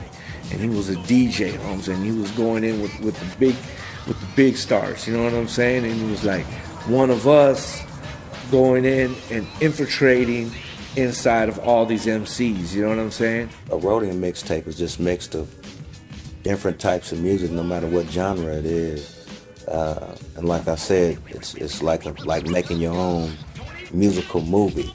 When La Raza came out, man, even the amount of sales of the single of La Raza that got moved out of the Rodium was crazy, bro. And that song just got played and was played in all the stands over there. And I was blessed to go back one time even to see it, and I want to say in 91 or 92. Although they were not black, they were Oriental, Asian, whatever you want to call them, they were cool. And they embraced everybody, blacks, Latinos, whoever came to the swap meet to want to buy music, they were record people. Welcome back, everybody, to episode 67 on Rodium Radio. And once again, I am your host, Tony A. the Wizard. So let me go ahead and throw a plug for these shirts. We have a voice. I'm sporting it, and we'll have them available in about a week or less than a week on our website, DOCUMIXERY.com. Once again, you can purchase the first High C album that I produced on DOCUMIXERY.com. That's available now, free shipping. These 4 bundles, each valued at $10 a piece. It's 4 for $30. I got 2 bundles, 8 total. 4 of them were made by me. The other 4 were made by Dr. Dre. You can buy them at, once again, DOCUMIXERY.com. And once again, for those that would like to bless us at the GoFundMe, you could find it on the description here, or you can find it on my bio on Facebook or on my Instagram. Facebook, Instagram, and YouTube. You can go to the bio. And like I said, even if you want to get $5, $10, $2, I don't care. You know what? A blessing is a blessing, and I'll accept it. And thank you for everyone who has already given. We truly appreciate it. But once again, let's go ahead and jump right back into it. VOTG, South Central, the motherfucking building. Yeah. So, and we got another member of the group. And introduce yourself for people that may not know who you are. I'm Ferndog from V.O.T.G, from South Central LA, the Low Bottoms. Okay, and now what exactly, what role do you play in the group? Because there is 7 members, so. I mean, I used to be a producer. That's how I started. I started out producing. Okay. But then my brother started producing, so I just let him produce. I mean, he was already, he knows how to sample, he knows how to do all that. So I just took rap serious. I said, fuck the producer. I mean, not fuck the producer, but yeah, I'll still be on that little mix. Right, okay. But yeah. But every once in a while, when you have your own idea, you know how to put it together. Yeah. And that's always a good thing, is to learn the equipment. Yeah. I mean, there are people that want to learn the equipment to take somebody out of a job, and like, I want to do it. But sometimes it's just good to learn it because the producer or the engineer might not be there, so it's always good to learn it. So you can like, hey man, I got an idea, let's put it together type of shit. Yeah. So that's always good, and I always encourage everyone to do that, because now, I mean, we have GarageBand on a Mac. There's so much stuff now that back then it costed $2,500 to buy a SB1200, a drum machine that only had 10 seconds with the sampling time. Today you get free, if you will, whether you want to call them plugins or on your laptop. It's easy. It's easy. You could do it with Audacity. You could do it with Logic, which is $200. So I encourage people to explore, whether it's production, whether it's rapping, engineering, it's all out there now. It's like us. We're seven rappers we have 3 producers, and he's actually the 4th producer if he really wants to, but he's more into the music, the rapping. But we need all of them. Yes. You know, because not everyone's available at the time, and not only that, but we need people to dish out beats for us, because 7 artists. Yeah. Man, we've done a lot of work. We have a lot of albums out. We have and a lot of stuff in the vault, because we're just making music. Like, it's not even, we don't even always have projects in mind. It's more just boom. Like, he comes up with an idea, put a beat, boom, he jumps on it, and we might just leave it with a hook and come back to it later. Right. Stuff like that, you know? Right. For those of you that are hearing those gunshots in the background, don't worry about it. It happens in Wilmington all the fucking time. Regular life out But here. anyways, now let me ask you this. There was a time where you caught a case, a very dark time in your life. Yeah. What ended up happening? You don't have to necessarily go into details. Yeah. But you caught a case. How long were you away for? When did you go in? When did you get out? Yeah. So 98, and I was still rapping. By that point, I was already a little hood star. Like, the hood was like that. I already had 4 years into the rapping thing. The girls was loving it. The hood was. I was a hood star. I was a little hood star because of my mixtapes, my songs. It was spreading throughout the city, through South Central. I mean, I found this out in jail, but even my enemies was listening to it. This is real talk. But I found this out afterward when I ran into people in jail. But 98, well, this 97, real quick little detail. In 97, 2 dudes that lived in the hood, what we called back then ballers, you know, they're doing their hustle thing, they had some money, and they heard my music, and they were like, man, we gotta do something with you. We gotta do something with you, man. You can't just be rapping out here on the street. Like you're good already, you know. Like, you're good enough to get you in the studio. So I'm like, look, I mean, if you guys can do it, cool. I'll roll, you know. Like, I'll take the homies with me. We'll go. And sure enough, one day they came through and said, we booked some studio time for you. We're trying to make a compilation album. We're gonna have like 8 artists there, and you're gonna be one of them. I was like, oh, hell yeah, let's go. So we went to Hollywood. This was late 97. I don't know if you were familiar with this. It was called Carlito's Studio on Hollywood Boulevard and Whitley. No? Well, when I went in there, Proper Dose was up there chilling with the owner. That's where I met him. But we were already connected to his hood. He's from Santa Monica, because, you know, just hood dealings, right? You know. But that's where I met him. And then, they were showing me the files that Dub C had been there, like big artists. So I was like, cool, all right, cool. So whatever, I recorded maybe like 3 tracks there, 3 or 4 tracks. And then, but it was taking a while. They kept calling me, today we're gonna do this. And then I'm like, but I'm already deep into the gangbang shit. And 98 came in. And I'm telling these dudes, like, hey, like, I mean, if it's possible, like, if you guys are really trying to do something, like, let's do it. Because, I mean, I'm out here on the streets, and I really don't see much of a future for myself, because it's getting too deep already, you know? Right. And I really wanted to do something with my talent. And caught a case within that, while I was still working with them, you know? Yeah. Caught a case, fought it for like a year.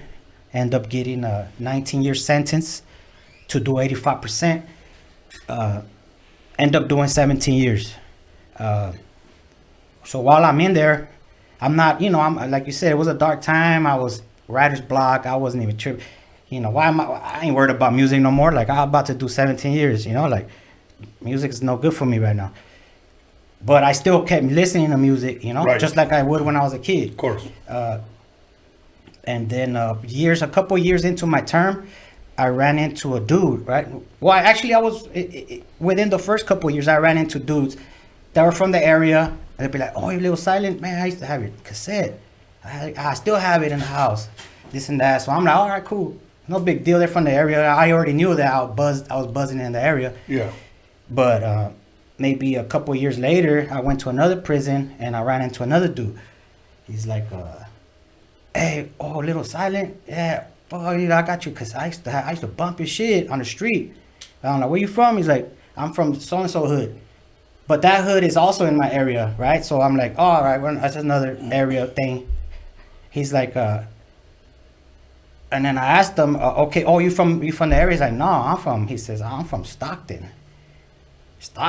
So how do you have my tape? How'd you get my tape? He's like, well, some homies had it out here.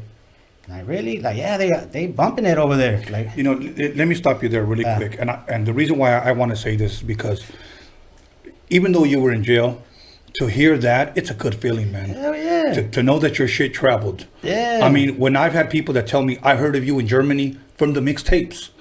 When people told me, I heard of you in New York, it leaves you kind of baffled. Yeah. Like, what the fuck? Like, seriously? Somebody was into it. Yeah. Well, that was my turning point.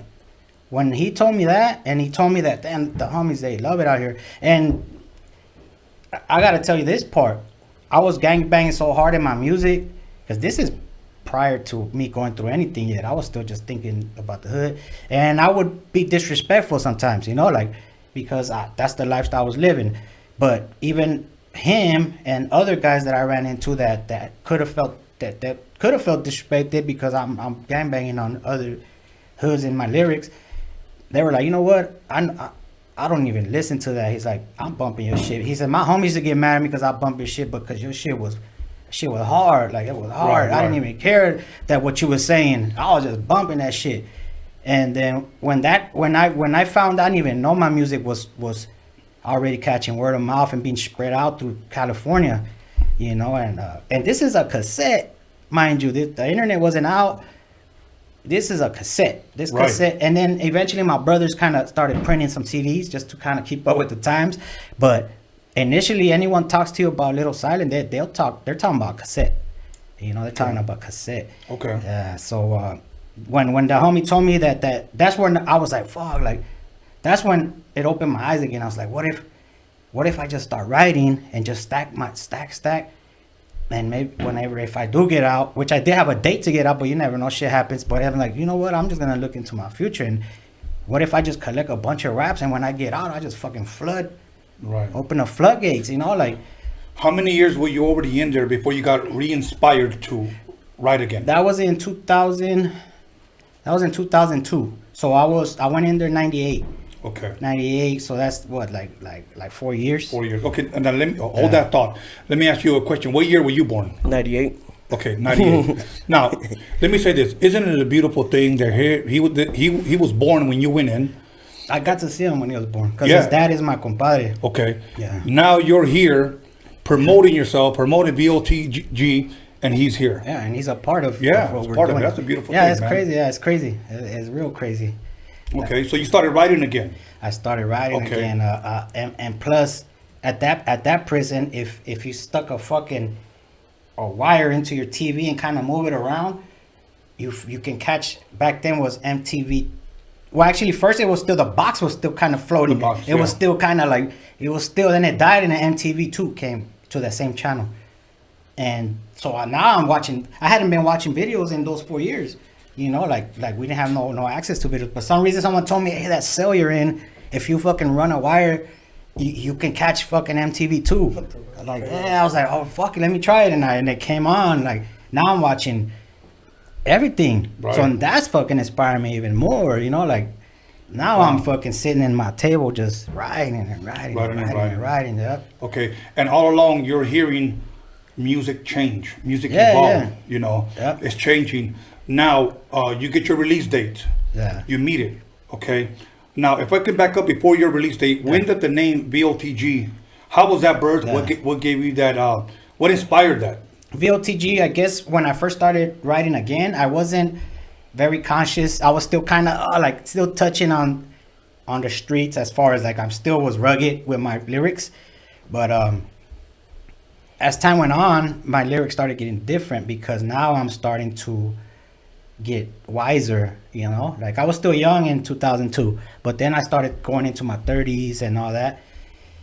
And now my lyrics started changing naturally. Now I didn't force them. Now I started listening to Tupac more. Okay. And I can honestly tell you, probably Tupac was the one that made that change in my heart and in my head to be more conscious about life, you know, like and about what I say. Right. You know, be more. I don't know, just like the people know gangbanging already, but do they know about how you felt and all these emotions that I went through throughout my prison term, you know, because I mean, you can be the hardest gangbanger with tattoos all over your face. You're still gonna go through emotional roller coasters because some people lose their mom, some people lose their dad while they're in there, some people could lose a kid, they lose their family. I mean, trust me, I've seen a grown tattoo face killer doing life in prison cry, you know? So we're still human, you know what I'm saying? We're still human. So my lyrics, I want it to be more where it's the voice of that person that has too much pride to tell people that hey man, we human too, and we think, we feel deep too, you know, like we go through that, because I mean who the fuck doesn't, you know, like. And so my lyrics started going into more of that, you know, touching those subjects, and then that's when I don't know, I just felt that I was the voice. I was a voice, like just me without even still being a voice. It was just on paper. But I felt like, man, if I ever put this out, this is like a voice, not of a generation, a voice of us, like of people like me that are going through this type of fucking problems, you know? And the ghetto comes because my hood, like where we grew up gangbanging, my hood is the ghetto. We're known as the ghetto boys in my hood. So, but the ghetto still, that word is still universal. I mean, you know, like Ward said, the world's a ghetto. You know, you're going to find a ghetto throughout the whole world. So when I speak on the ghetto, I'm not like trying to like, oh, I'm still stuck in this bubble. No, I'm speaking, or we're all speaking for everybody that's lived that ghetto life, you know? Yeah. You know, let me ask you a question, since you brought up Tupac, and I'm going to ask you as well. So I'm going to ask you first. If you have one, what is your favorite Tupac song? When I hear So Many Tears, that shit hits me deep. That shit is like, it takes me to a place where I think I wrote a lot of my deeper songs to that song. Okay, you know, a lot of people don't know. They think that Johnny J produced that song, but he didn't. Much respect, and Johnny J, rest in peace. But Shock G, which is Humpty, he produced that song. Is that right? Yeah, and believe me, that is my favorite Tupac song. Yeah. And for people that have gone through things, whether jail or not, that song brings tears. Yeah. You know. So now let me ask you, what is your favorite, if you have one, Tupac song? So I'll probably go with like Dear Mama. Okay. Any specific reason? Talking about my mom. My mom been through the same thing. Not a crackhead, but yeah, you know, like the hood. Yeah, his mom and his dad they're the homies. Okay. They're a little older than me. They're more like my brother's generation, but we're from the same hood, you know. Yeah. Okay. All good. Now, so you came up with VOTG. You're a voice of the ghetto. Yeah. Well, When I came up, when that idea came to my head, you know, like I could have spun it all kind of ways, but then now I'm thinking, okay, if this is what I want to do, it has to pop. Like it has, because first I was like, Voices of the Ghetto. I don't like that. I just don't like how that sounds. It sounds fucking corny. Yes. You know. So I'm like, Voice of the Ghetto. Like I was just I'm thinking more. Like now I'm thinking about, will it pop? You know, like will people like NWA? Will people like say it and will it roll out right? You know, that type of deal. I'm like, Voice of the Ghetto, and then that's why I just started brainstorming, and I'm like, fuck yeah, V.O.T.G. Because at that point, this was already closer to my release date, and by that point, my nephew's already telling me I know how to make beats. My nephew T Beats, he's young, but he's telling me, boom, he's putting the phone over the speaker, and that's who he's getting off on his beats. Boom, blah. He's got some bad beats. Dope. Yeah, so now I'm like, hey, fool, like keep making them. I got a gang of music. We're just gonna, when I get out, we're gonna flood the game. I got a plan already. Like I know what I want to do. Yeah. And then by that point, my other nephews are like, yeah, we're down too. We're down. They all had a little talent to do something. So like, we're gonna do it. We're gonna put everything together. So now I'm fucking pumping everybody up, you know, and. Dope. Good thing is that I mean. Now, as a youngster, you've heard his mixtape. Yeah, of course. Okay. Grew up on that shit. Yeah, that's a. It's like a hood anthem. Yeah, it's like a hood anthem. Dope. Classic. Now let me ask you this: you get out. Do you still remember your release date? Yeah, March 1st, 2015. 2015. Yeah, so I'm only 5 years old. Okay. To this new era. So you get out, now you got to go to work like everybody else. Yeah. What was your first job? Yeah, because I'm on parole, so they need that from you. Okay. You know, you can't just lounge out. I got a 3-year parole. You know, like they're on you. They come to see you. They want to make sure you're working. And then what were you working at, if you don't mind me asking? I work in downtown. I'll be out there and running. I manage and shit. You know, like when there's venues like big old. You know how they have Staples, they have Convention Center, the Forum, etc. Yeah, all that. Like my company runs like all the parking and all that shit. Dope. You know? So okay. Yeah, So now you not only were you working on a master plan, you were thinking of a master plan. Now you're out. What does VOTG do next? I mean, I know your history, but I want you to share it. Yeah. So I get out and then we start working. Okay. They already had the laptop. They had the mic. And then I'm rusty as fuck. I'm fucking sound weird as hell. But, you know, it takes time. But everyone's getting excited and everyone's producing and everybody's doing their thing. And then, we just started doing the whole YouTube, SoundCloud. Because we're not schooled at all and nothing. We're self-taught. Everything we did to this point, self-taught. Whether producer, rapper, everything. Everything we've done, it's been self-taught.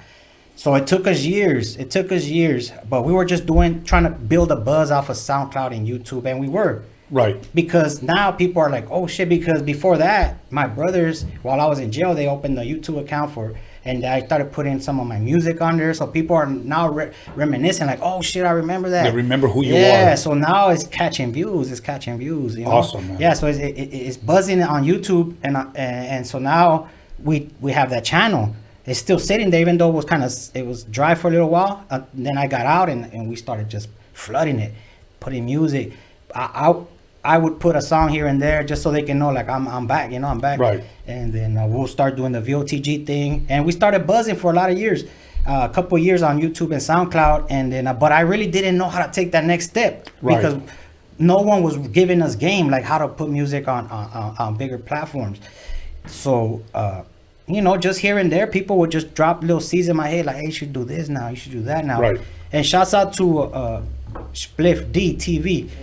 When he came down to interview us to South Central, all the way from wherever he stays. I think he stays in Florida now.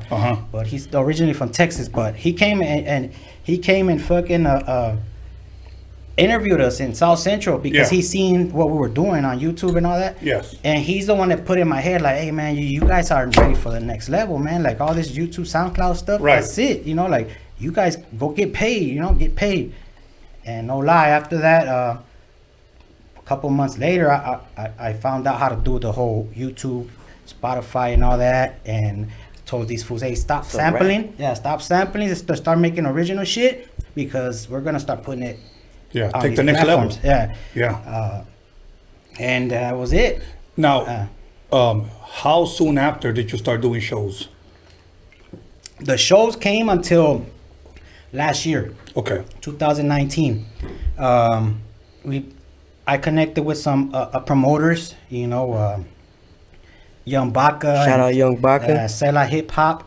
Shout out Sela. Yeah, they were fans of us, you know, they seen what we were doing. Right. So they're like, hey, you know, like we're gonna be doing shows, you know, all over LA. And then you guys down, and then I got everyone together. It's like, hey man, you guys ready to do shows now because they starting to notice us, you know? Hell yeah. All right, cool. And no lie, last year from May of last year, 2019, up like to February. Yeah, up to January. Let's cut it at the game show on January. Yeah. That's only what 7 months or whatever. No, it was February. Yeah, in that time. But we did, no lie, like 35 shows, and I mean we only went out of LA County, I think 3 times, to Riverside to open up for DJ Quick and Corrupt, and then we went to open up for YB in Santa Ana. Yeah, and then we opened up for Conejo and Bakersfield. Everything else was all LA.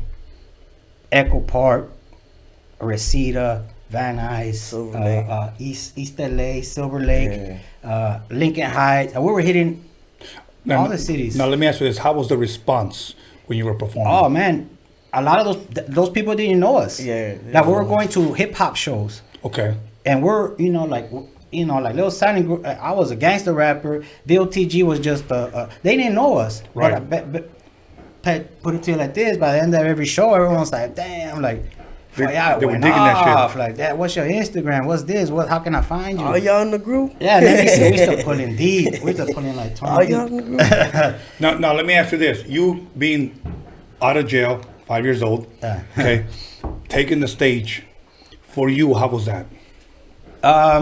Nervioso or no? Nah, I think not for myself. I think I'm more nervous for these guys. Okay. The youngsters, because they've never done it. And although I was gone for so long, like, I did try it a couple of times before I went to jail. Like they did put me on a stage, like in hood parties and all that. And I felt comfortable. And I felt that I would. And throughout my whole years, I was always fantasizing about being on stage. So, like, it was already embedded in my head, you know? That's dope. Yeah, so I would get chills just in myself thinking about it, you know? Because you were locked up thinking about it, and now you see it come to fruition. Yeah, man.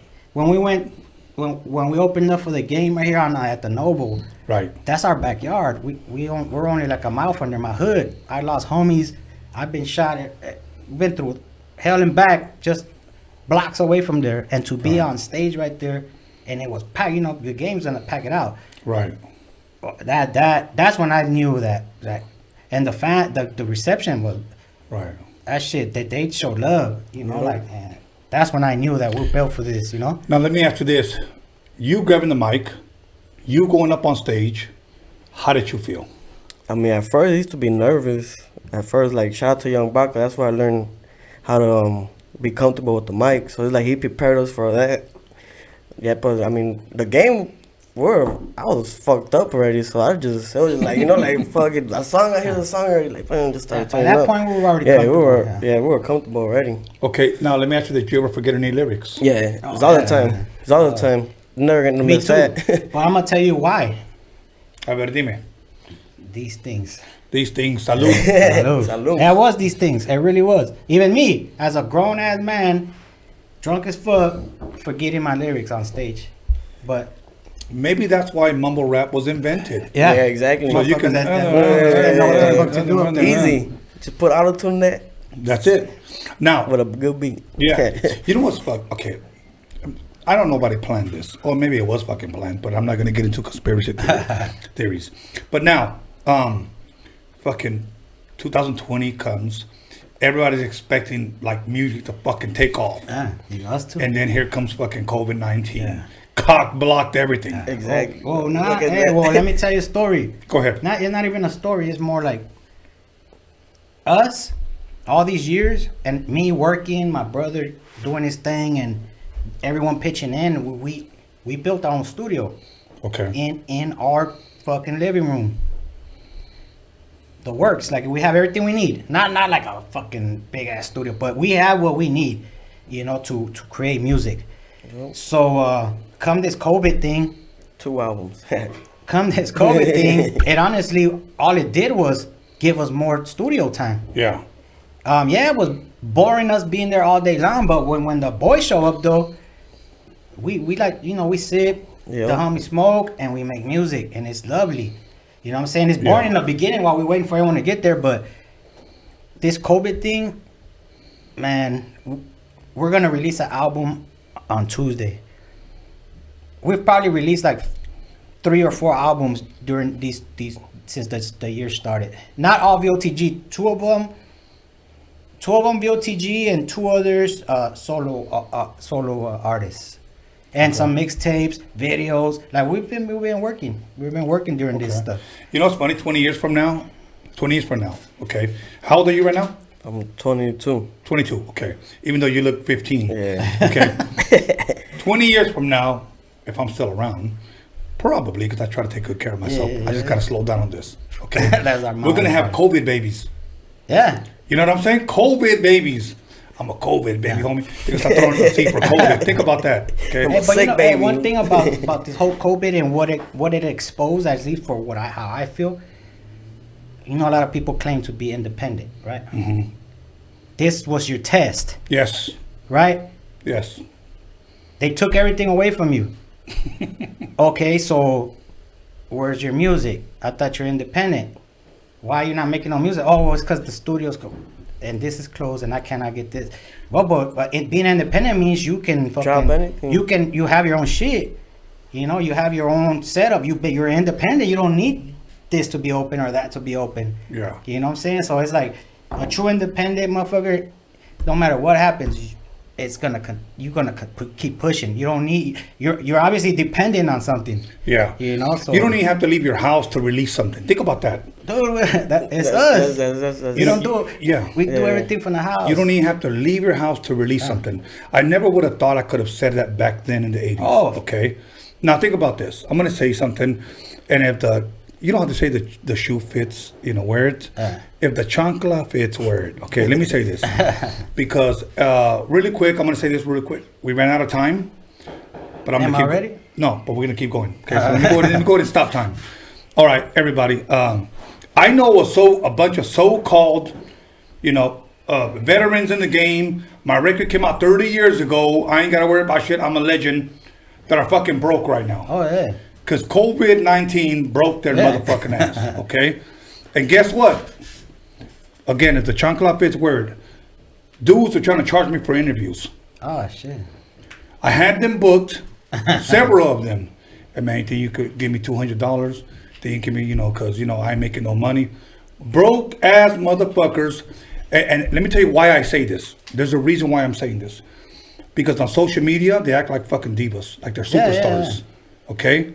But they're really living at home with their parents, okay? Still in their 50s, calling me up for $200, canceling on me because I can't do it because I'm not going to risk my life because of this coronavirus bullshit. All this did was expose who they really were. Oh, yeah. It exposed a lot of people. Dudes that are penniless right now. Let me tell you something. I lost a lot of respect for a lot of people that try to come at me. I'm over here trying to give you exposure, trying to shine light on you, trying to show love and encourage you to come on the show so that people can support you. But you want to charge me? That's how it works. To me, that's how it works. It's we're helping each other out. We're all trying to grow. Like it's not like no one's bigger than nobody out here. It's just like we're all in the same team, man. Like you help like right now. You know what I'm saying? We're working with each other. You know what I'm saying? Like. To me, that's how I see everybody. Anybody that I run into that's an artist or anything is like my doors are open. Yeah. We'll do our part and then you do your part and we feed off each other. Mira, Silent. And this is coming from the heart, bro. Nobody pays me to do this. Nobody does. Okay? I love doing this because I really want to shine light on Raza. Okay? Yeah. And I don't have any problem admitting this. I reached out to you. Yeah. I did. Okay. And so many people requested you, and I told you this during the break, that it wasn't dudes requesting, it was women. Yeah. Women were requesting you guys. Yeah. And I was like, wow, it's usually dudes requesting dudes. Yeah. But with you guys, it was the women. And I said, you know what? Let me look into these guys. I've heard of them. Blah, blah, blah. I reached out to you. We talked. We set a date. And now you're here. Okay. Yeah. Nobody's getting paid off of this. But when you get guys like that act like fucking divas and they try to charge me, nah, man, fuck you.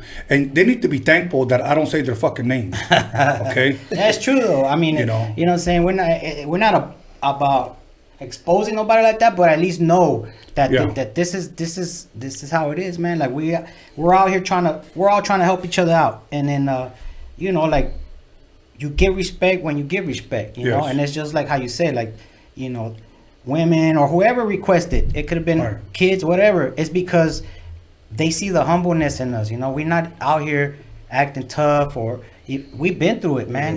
We sit here with bullets in our bodies and we all done prison time and all that, but we're not trying to use that to gain fame. You know what I'm saying? We want you to like us and love us for our music and respect us for our music, and for the people that we've worked with and people fans that we've bumped heads with. We're always respectful, and they appreciate it. Which is why, how you said, the people that requested us is people that truly understand what we're about, what we're doing, and you know, it's Most that's just how it importantly, they works. support you and they love your music. Yeah, the support. That's true support. Not they're not watching you because you on live making a fucking mockery of yourself or making a scene or talking shit about whatever. You know, those are people that are just entertained by you. Right. I want people that like our music. Right. You know what I'm saying? You know, you said that you had bullets in your body. Yeah. A lot of you guys. The only thing that I have in my body is Patron.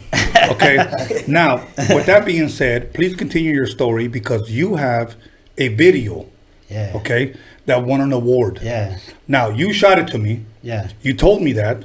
And I'll be real with you. Here's what I said because, oh, God, this is going to get me in trouble. But the majority of the shit that gets sent to me, and I don't say this in a bad way, like stop doing what you're doing, but it's more like step up your game. Yeah. That's all. I'm going to leave it at that. Yeah.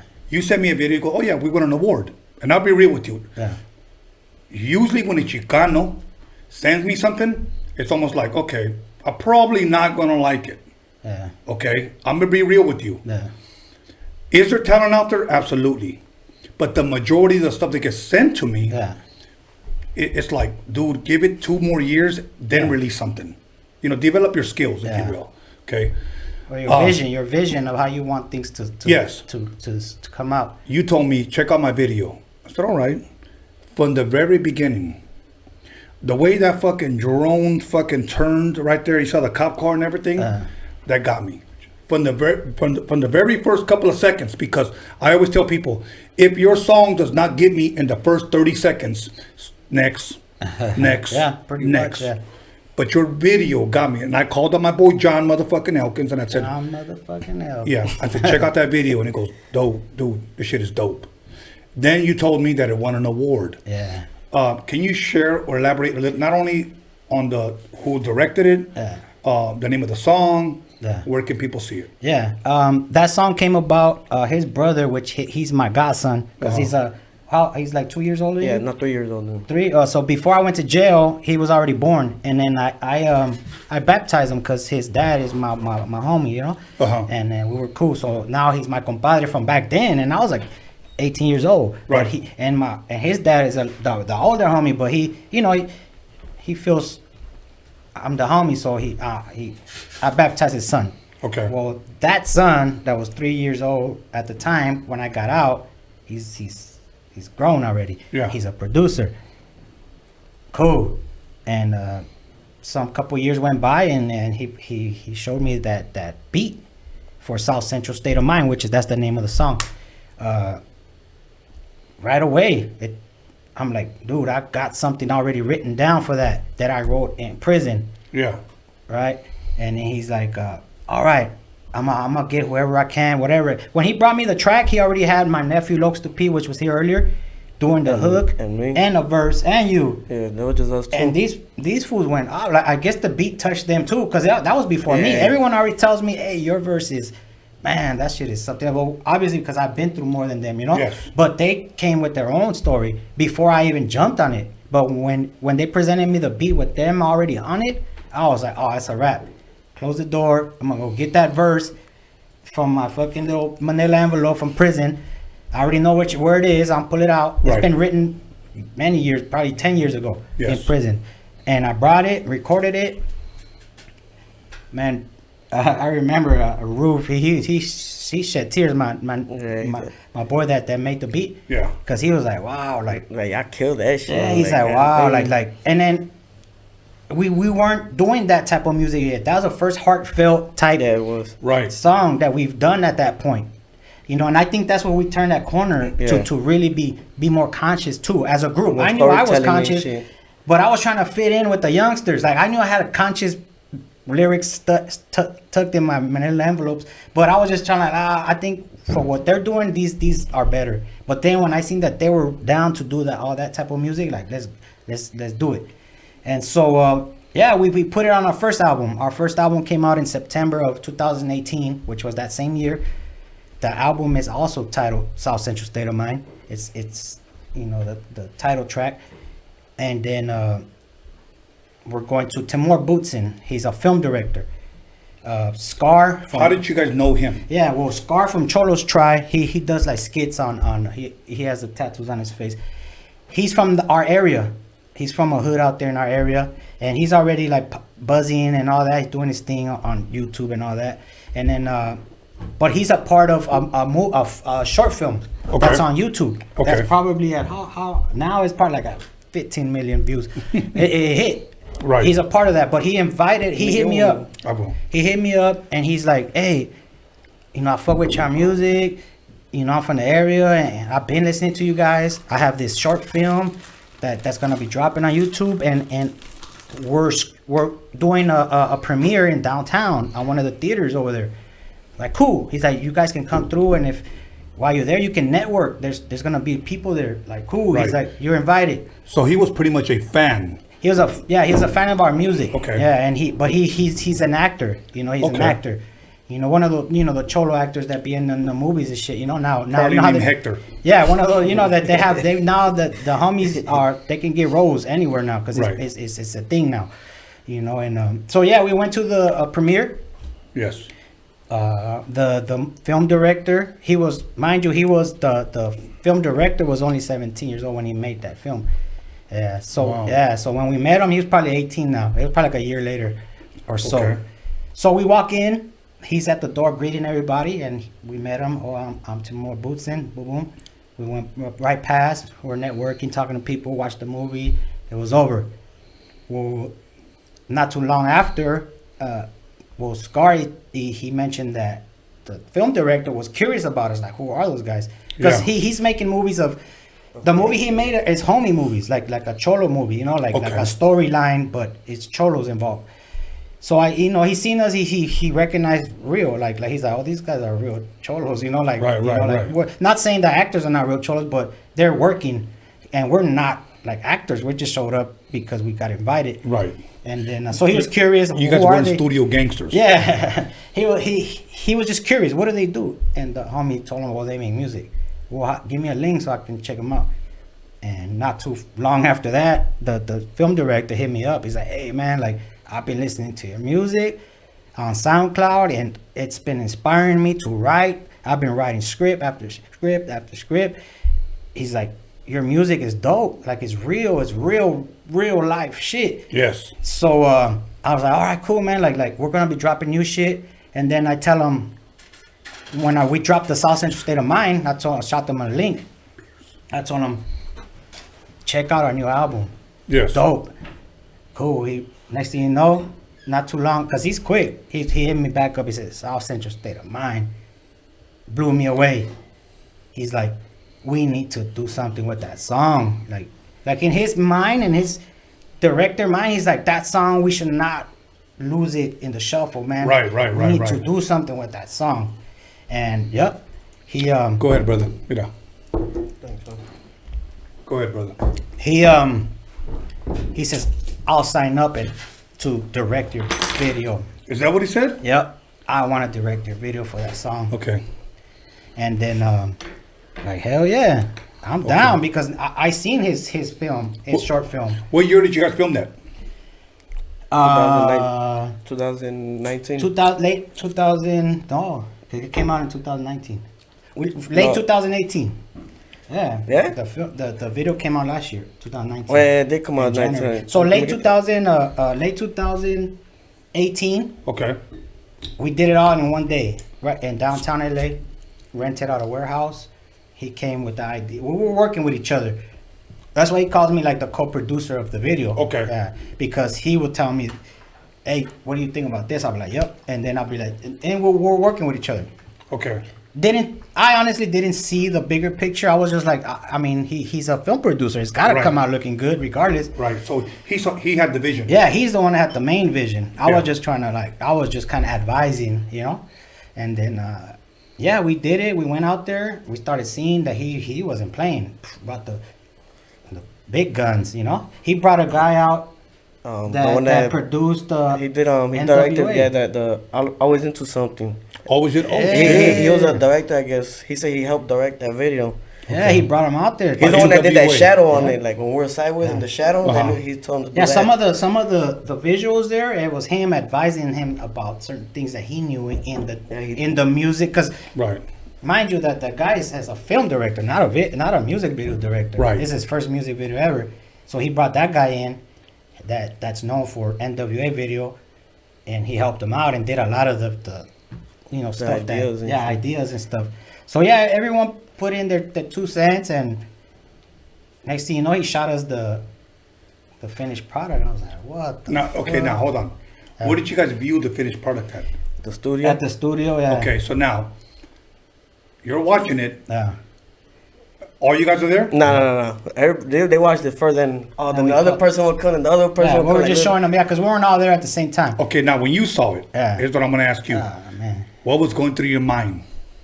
Dude, I felt like my you know how some people say my life flashed before my eyes? That's how I felt.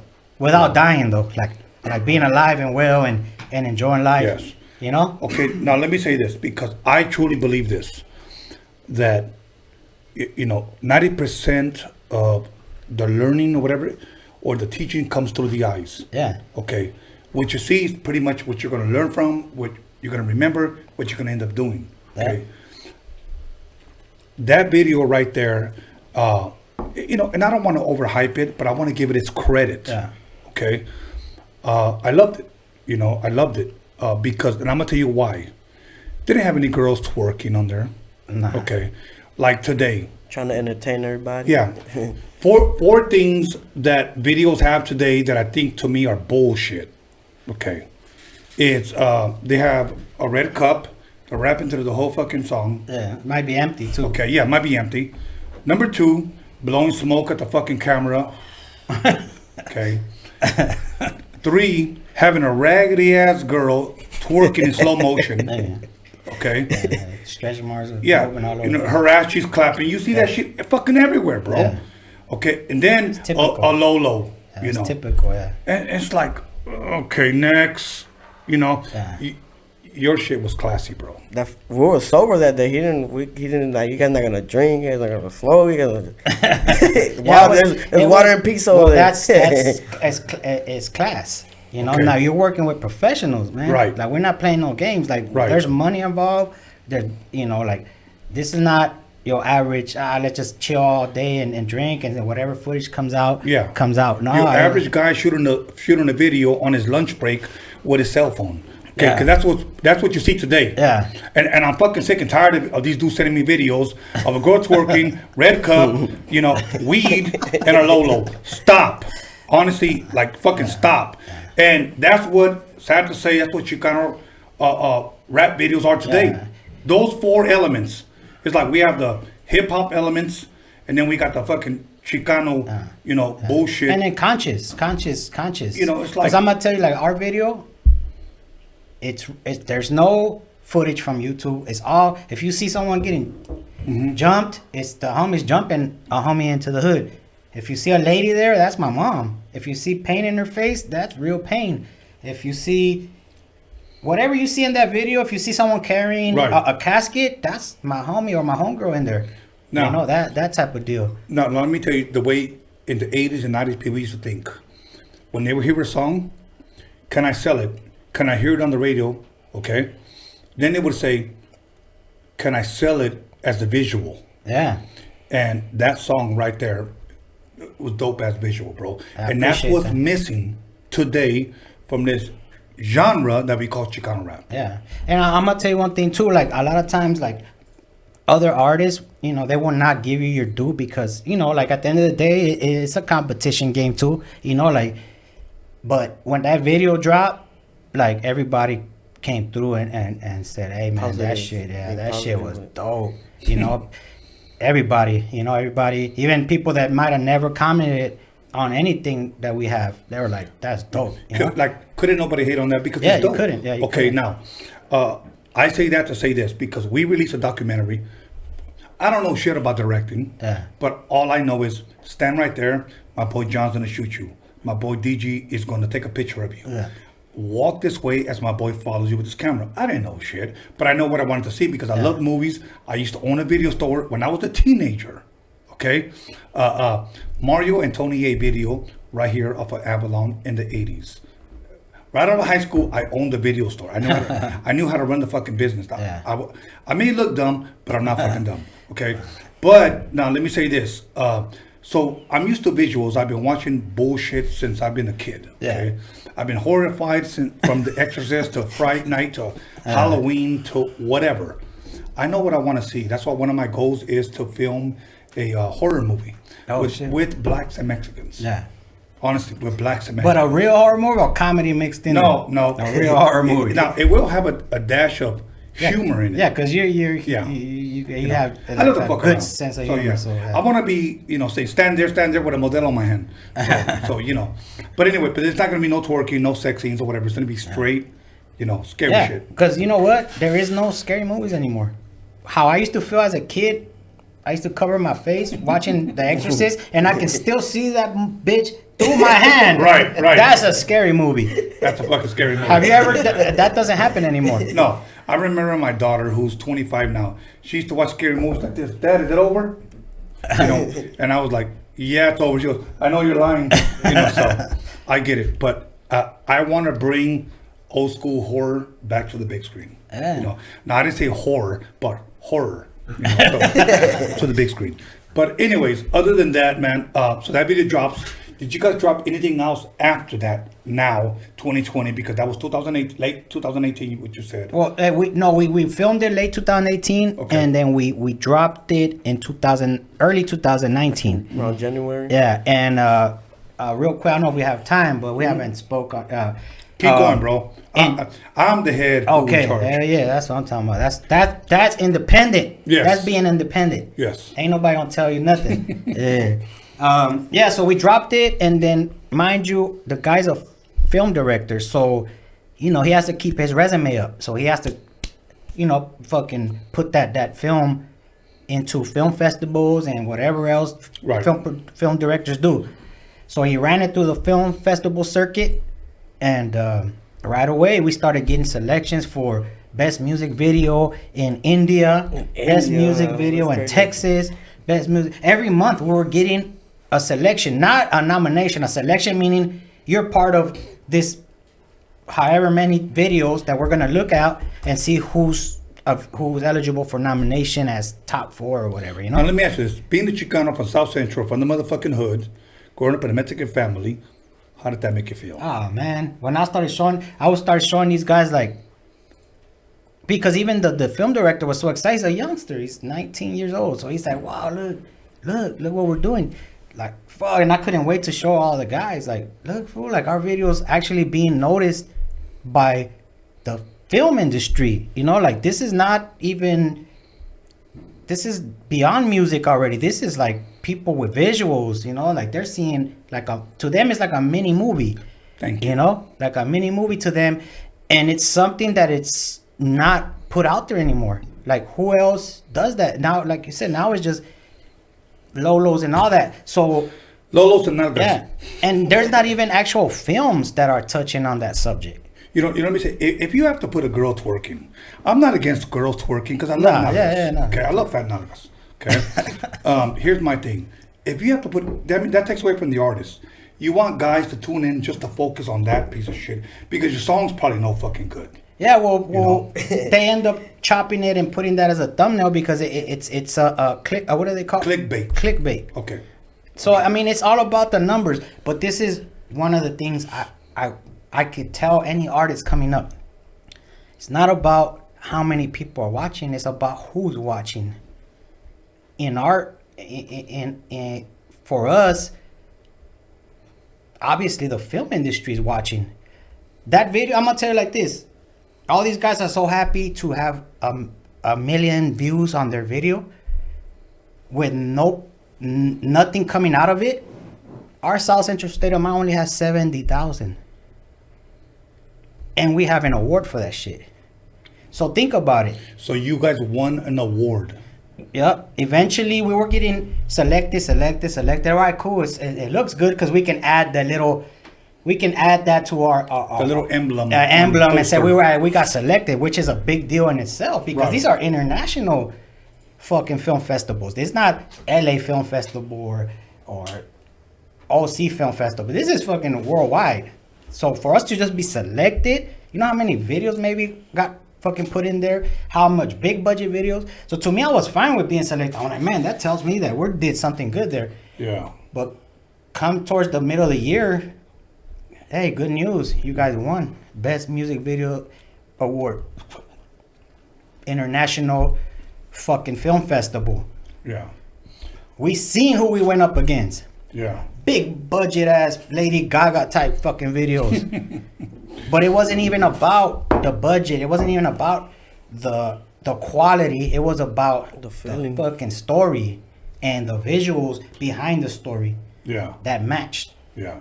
And that shit won a fucking award. We went to collect an award, nothing but Armenians and whites, and we went, everyone's in fucking tuxedos. in regular clothes. Yeah, we went like this, VOTG hats and beanies. Nike Cortez, Ben Davis, and white t-shirts. Like, we didn't think we were gonna win. Honestly, I didn't even go. Not because I didn't want to go, because I actually had to work that day.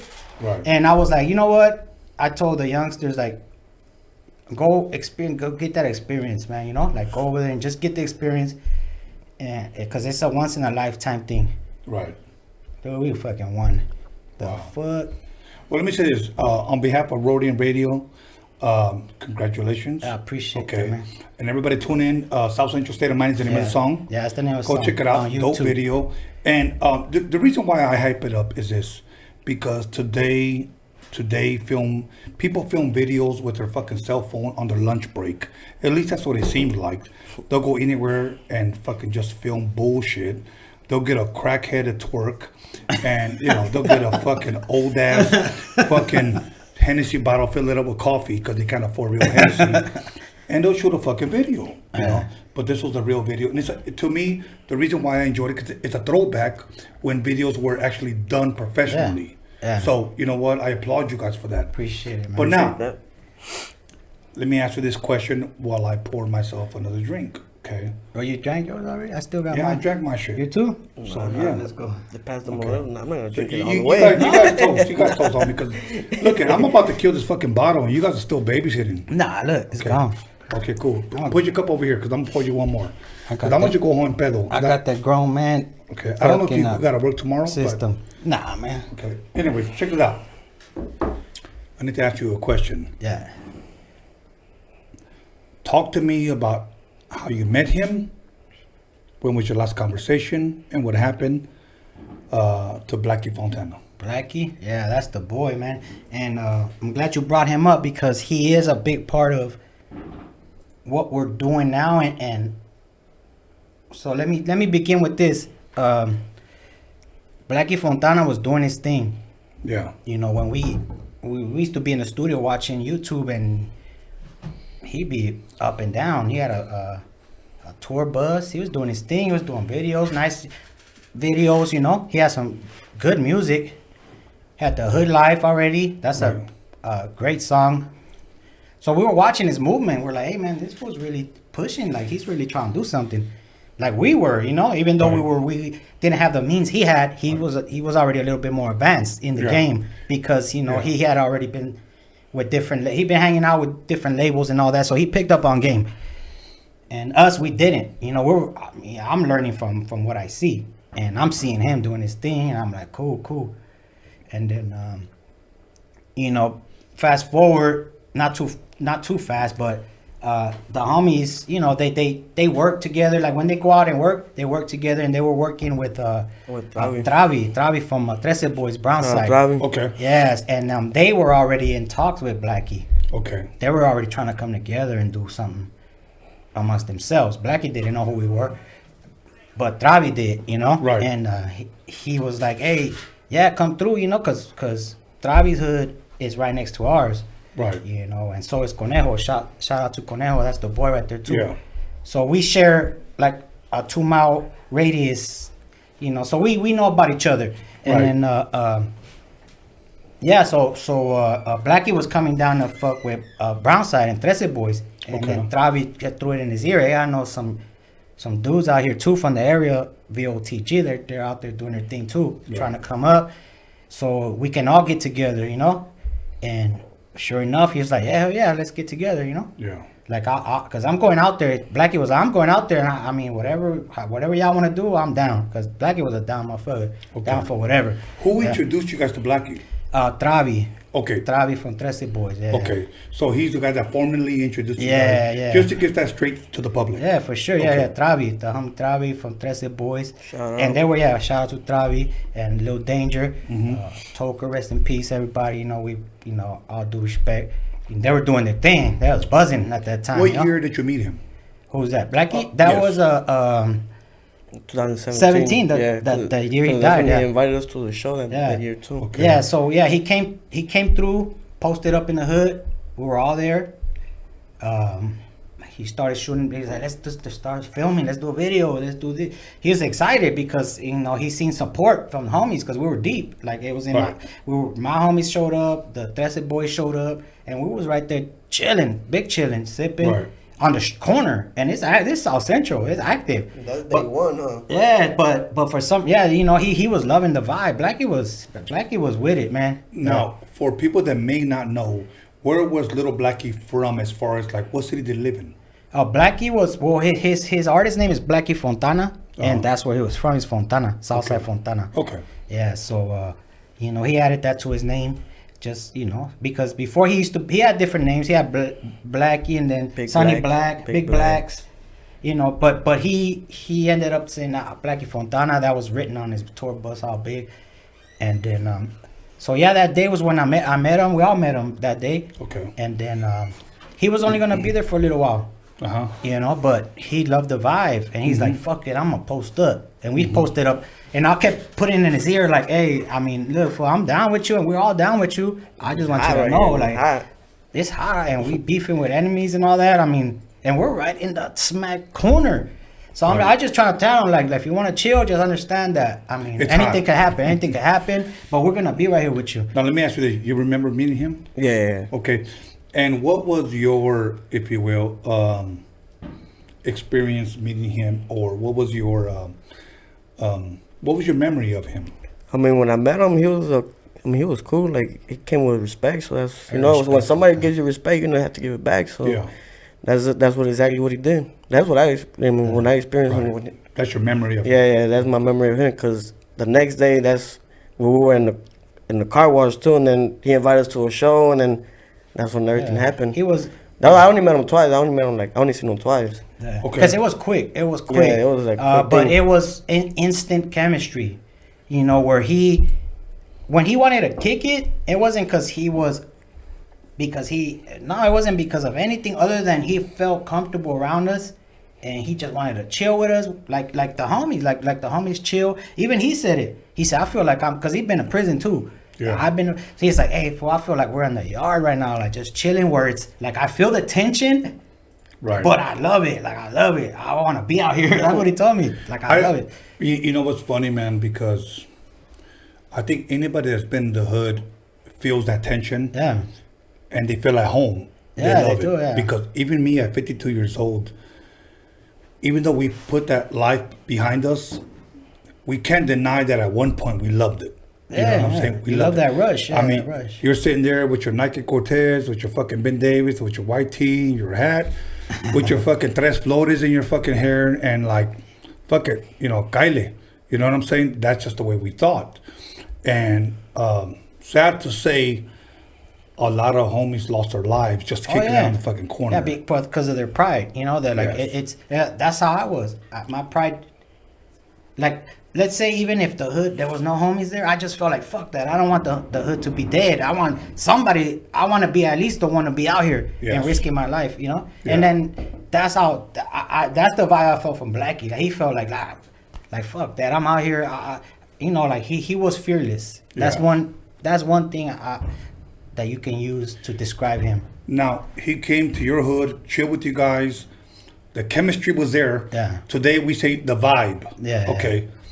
He had just left another camp. Yeah. And I'm not going to mention that camp because everybody knows. Yeah. Okay. We'll leave that there. He comes over here. How long did you know him before he was deceased? That same month. That same month. We met him the beginning of the month, and he died towards the end of that month. but that's how hard he was really pushing his brand, and he went on a what do you call that, like a there's a word, he kind of felt a certain way about certain people, and he pushed that issue. You know, he was like, there, you know, there's real motherfuckers and then there's fake motherfuckers, and he tried to push the issue where, like, fuck that, like let's wipe this out and turn Chicano rap into real shit. Right. You know, so, you know, and it's, I don't know, man, but it's just something that's, you cannot do that. It's like fighting against the whole world. Yeah. You know, you see what's going on with like 6ix9ine. You cannot fight that. Like, that shit is like, how are you gonna fight? You can't fight the fake. Like, that shit's gonna be here forever. Look, bro. You know what I'm saying? You know what's fucked up is this, that right now, probably, other than Snoop, okay, and you can correct me if I'm wrong, bro.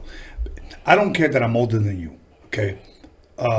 I'm cool enough to understand that if I'm wrong, you can correct me. Yeah. You know, and I'm humble enough to understand that, like, okay, I'm wrong.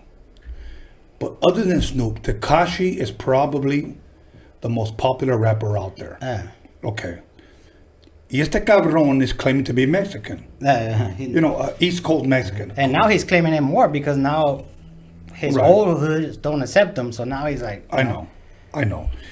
And you know, he kind of made snitching to the younger crowd cool. Yeah. Snitching is cool to him. Yeah. And I'm trust me, I'm the one that I can speak on that shit because I did 17 years in prison for not telling on nobody. Right. I had crimes, but I ended up going to trial by myself because I didn't bring no one in. So me, come on, man, how you think I feel about that type of shit? If I end up doing that much time because I didn't do what these motherfuckers are trying to make it seem like it's okay. Este cabrón fucking snitches and then comes on Instagram and apologizes, and he gets 2 million people to tune in. 2 million. Okay. Ice Cube went live to, I guess, talk about his 30-year anniversary of his first album. He didn't even get 500,000. Ice Cube, bro. Well, we were just talking about that earlier. Is that people are, this new generation that I'm only 5 years old to. Yeah. They want to get entertained. Yes. I'm not an entertainer. I'm an artist. I'm a rap artist. Right. An entertainer is an actor. People that are a dancer, people that dance in front of the camera and make whatever. So that's the difference between a real, true artist and an entertainer. Not saying that an entertainer is not an artist, but it's a different lane. Yeah. You know, it's a different lane. So you can't mix both of them together and then try to justify the errors that they're making. Nah, man, it's either you're a real motherfucker or you're not. Stay in your lane, you know? This motherfucker went up on live on Instagram talking about what was my loyalty. Pretty much justifying why he fucking snitched. Get the fuck out of here, Rainbow Bright. There's no just because I mean I ended up doing 17 years and I never went and complained to nobody. I know. I mean I know I could complain, but I'm not. It's not even in my heart to. I don't even feel it because I know the game. I know how the game works. You go to jail and guess what, man? We all know the consequences. Go to jail. I mean, your homies are not gonna be sending you money every week, and your girl might not. She might last a year before she leaves you. Maybe a year before she start fucking the homies. Yeah, that type of shit. So that's things that come with the territory. Yeah. You don't use that as an excuse after. Right. You know that's gonna happen. So fuck all that. Okay, let's. No, fuck that. Yeah, no, we're not talking about that. But I'm just. But it's still. He probably 69's a homie. So. I'm only saying because I mean my situation was where I didn't snitch on nobody, and I'm still, I can look myself in the mirror every morning, you know? And that's why people respect you. Yeah. Okay, because you never burn nobody. And that's why people respect me, because can't nobody out there ever say, Tony A's a motherfucking asshole, fuck that fool, he dicked me, blah, blah, blah. I never fucked anybody, bro. You know, and if I did, you know what I'm gonna say? Expose me. Yeah. Expose me. And you know what? Tag me.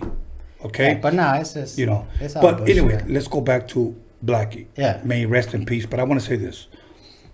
When is the last time you talked to him? And what went through your mind when you heard of what happened? Yeah. So that night we were kicking it. We finally, after everybody else started leaving, because there was other people that came down, and that was just us at the end of the night. It was just him and me, and it was just him and VOTG now, because everyone else, you know, like took off. Yeah. And he still wants to kick it. It was already getting late, and the cops were already passing, and they were like sharks.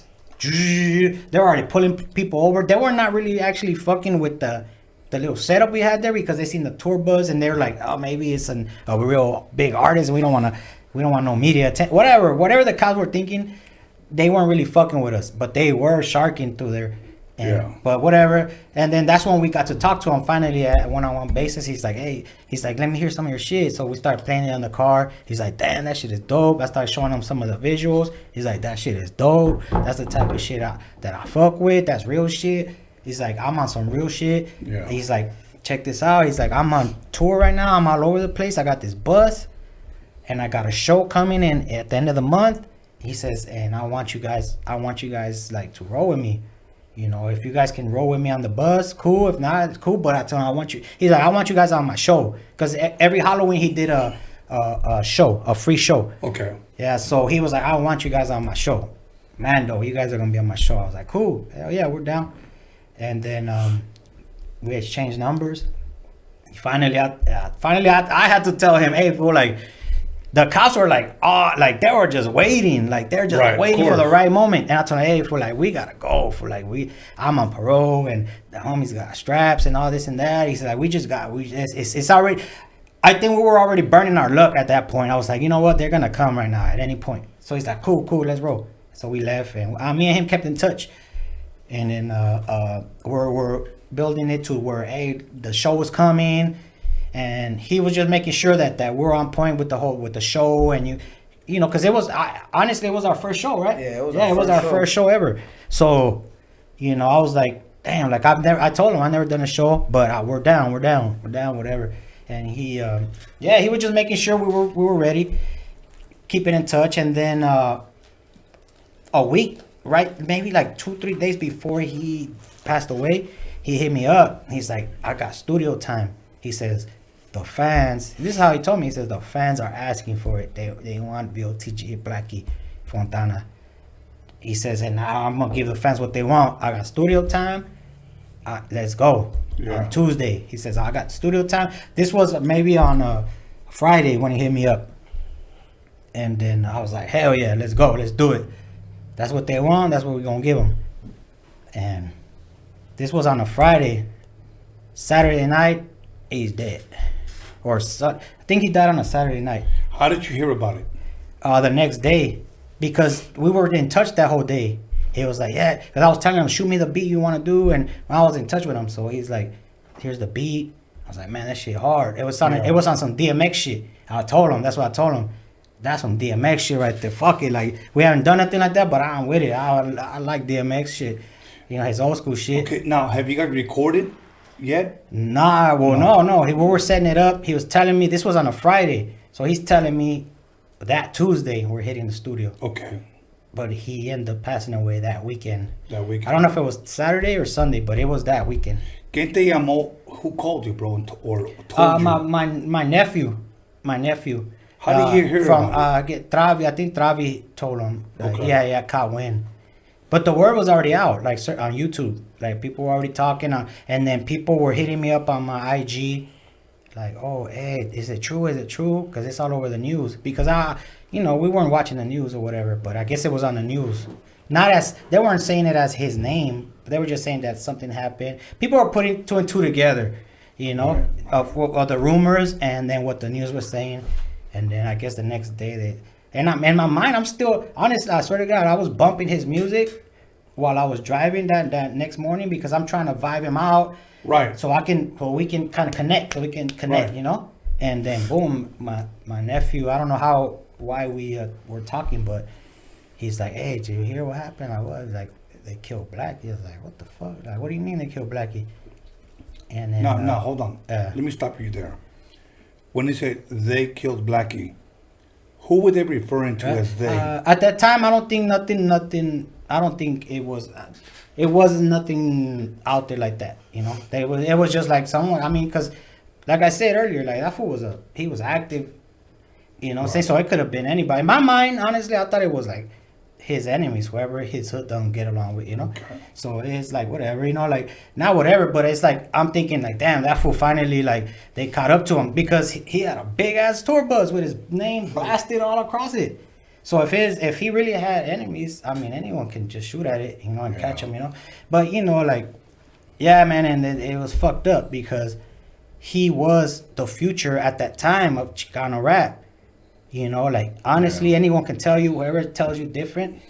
I mean, I don't know where they might have came after, don't even know his story. Right. But in 2017, Blackie Fontana was the one that was fucking pushing.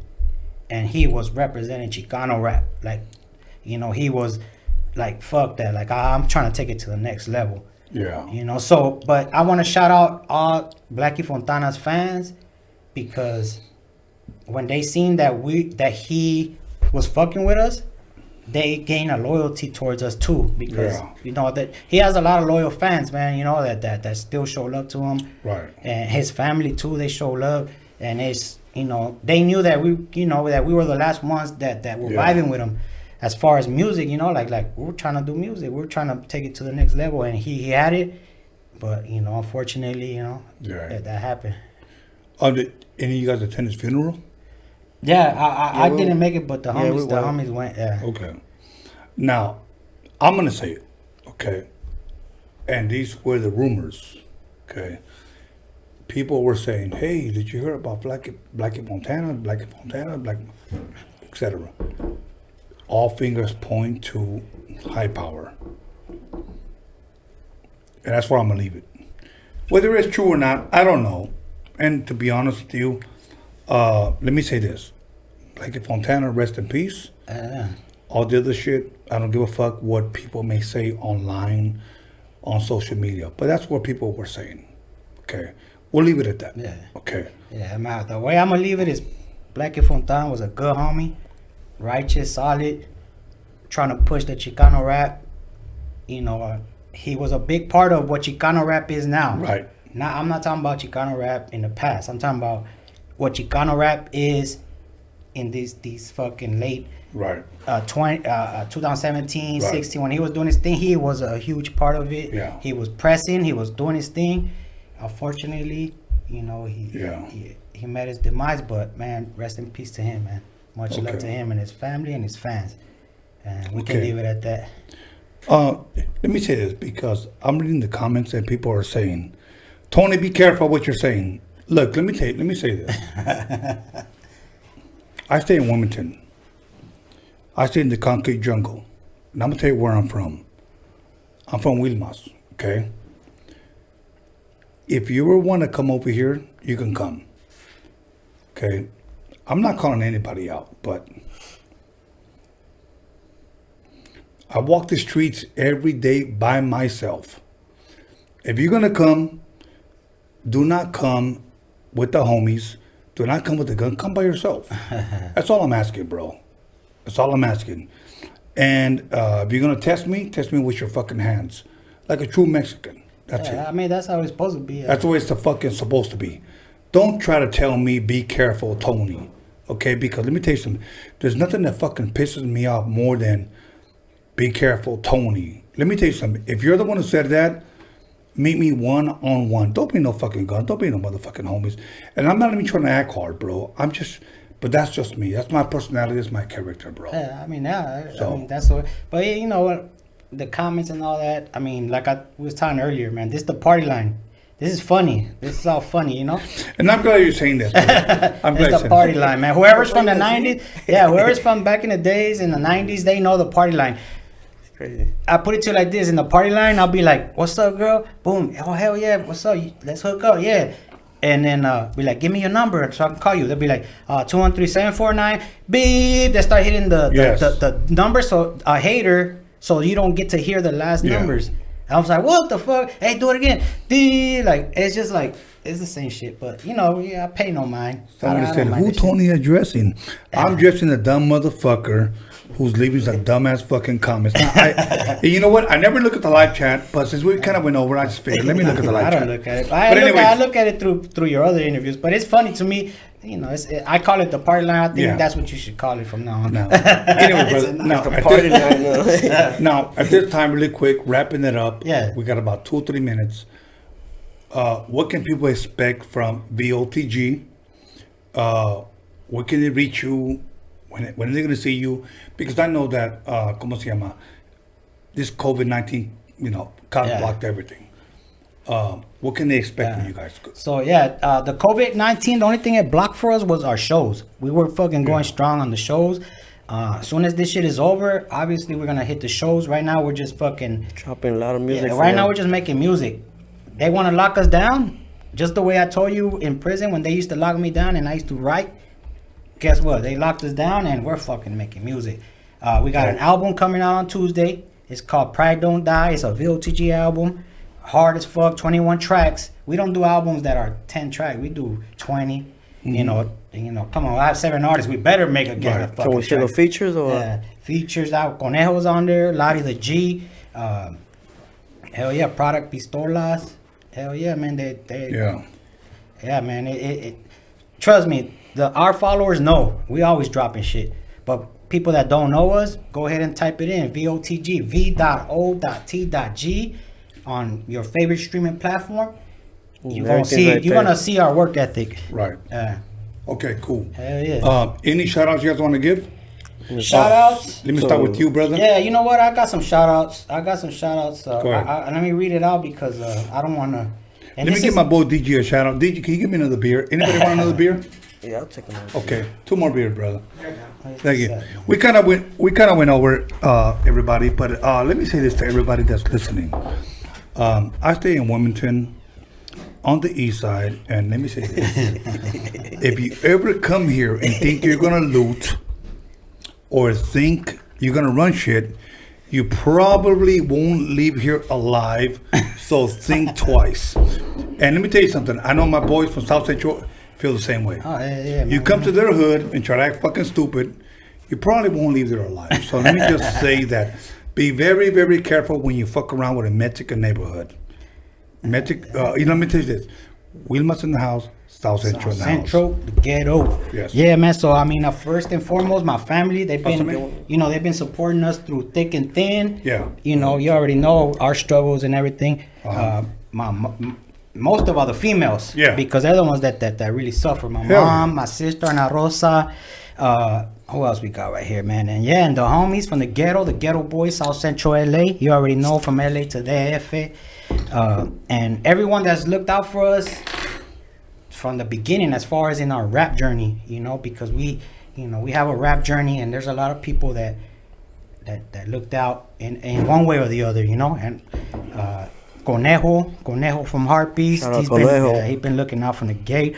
The whole Brownside camp, 13 boys. Shout out. Yeah, Mexica Warriors, Blackie Fontana, rest in peace, his family, and all his true fans that are still loyal.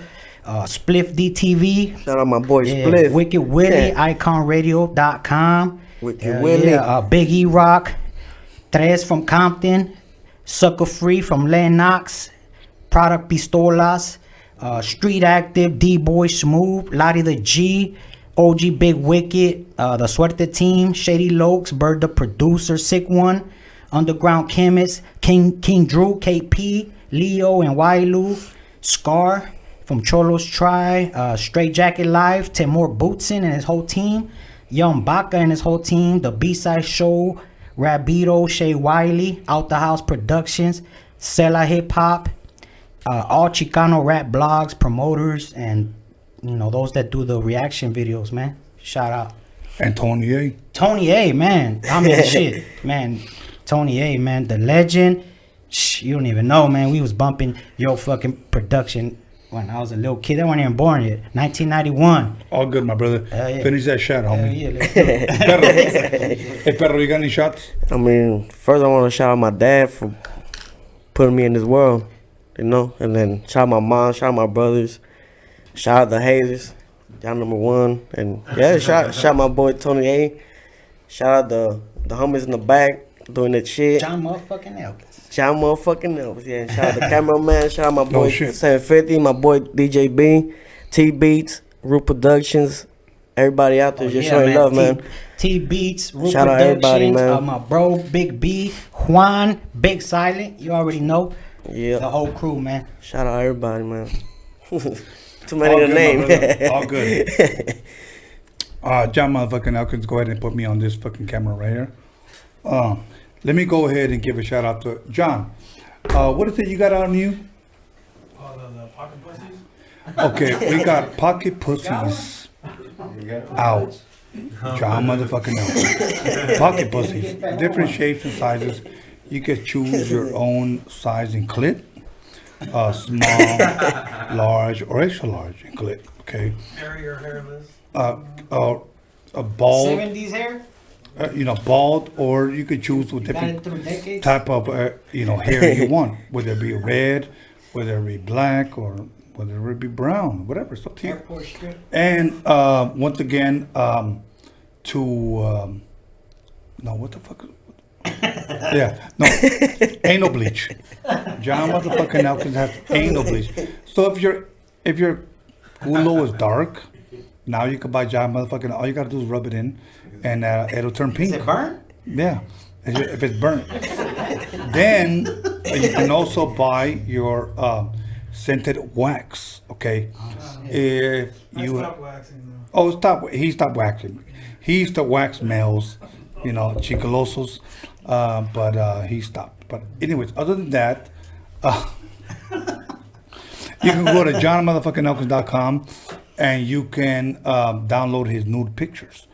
I took them. Believe me, he's fucking doggy style. It's worth it. Go check it out. Okay. Then, let me just stop there. Okay? Not too far. Then my boy DG Daniel Media Clips. Let me say this. I give credit where credit is due. I could not do this if it wasn't for these guys. DG and John make everything happen behind the scenes. I'm just the guy that talks shit and gets drunk and entertains you guys. But these guys are the ones that make everything happen behind the scenes. So I like to give credit where credit is due. But I want to thank my brother Ruben, Spice Smuggler, for selling his dick pumps. And his dick pumps, I know you guys been quarantined. You guys can pump your dick. They're kind of used, but he's kind of cleaned them a little bit. As far as his finger can reach? Yes, as far as fingers can reach. But other than that, my brother Ruben, Spice Smuggler, and my son, B Scandalous for, helping to promote this shit. Some of you guys are probably say Tony is fucking drunk. Yes, I am. I'm not gonna fucking lie.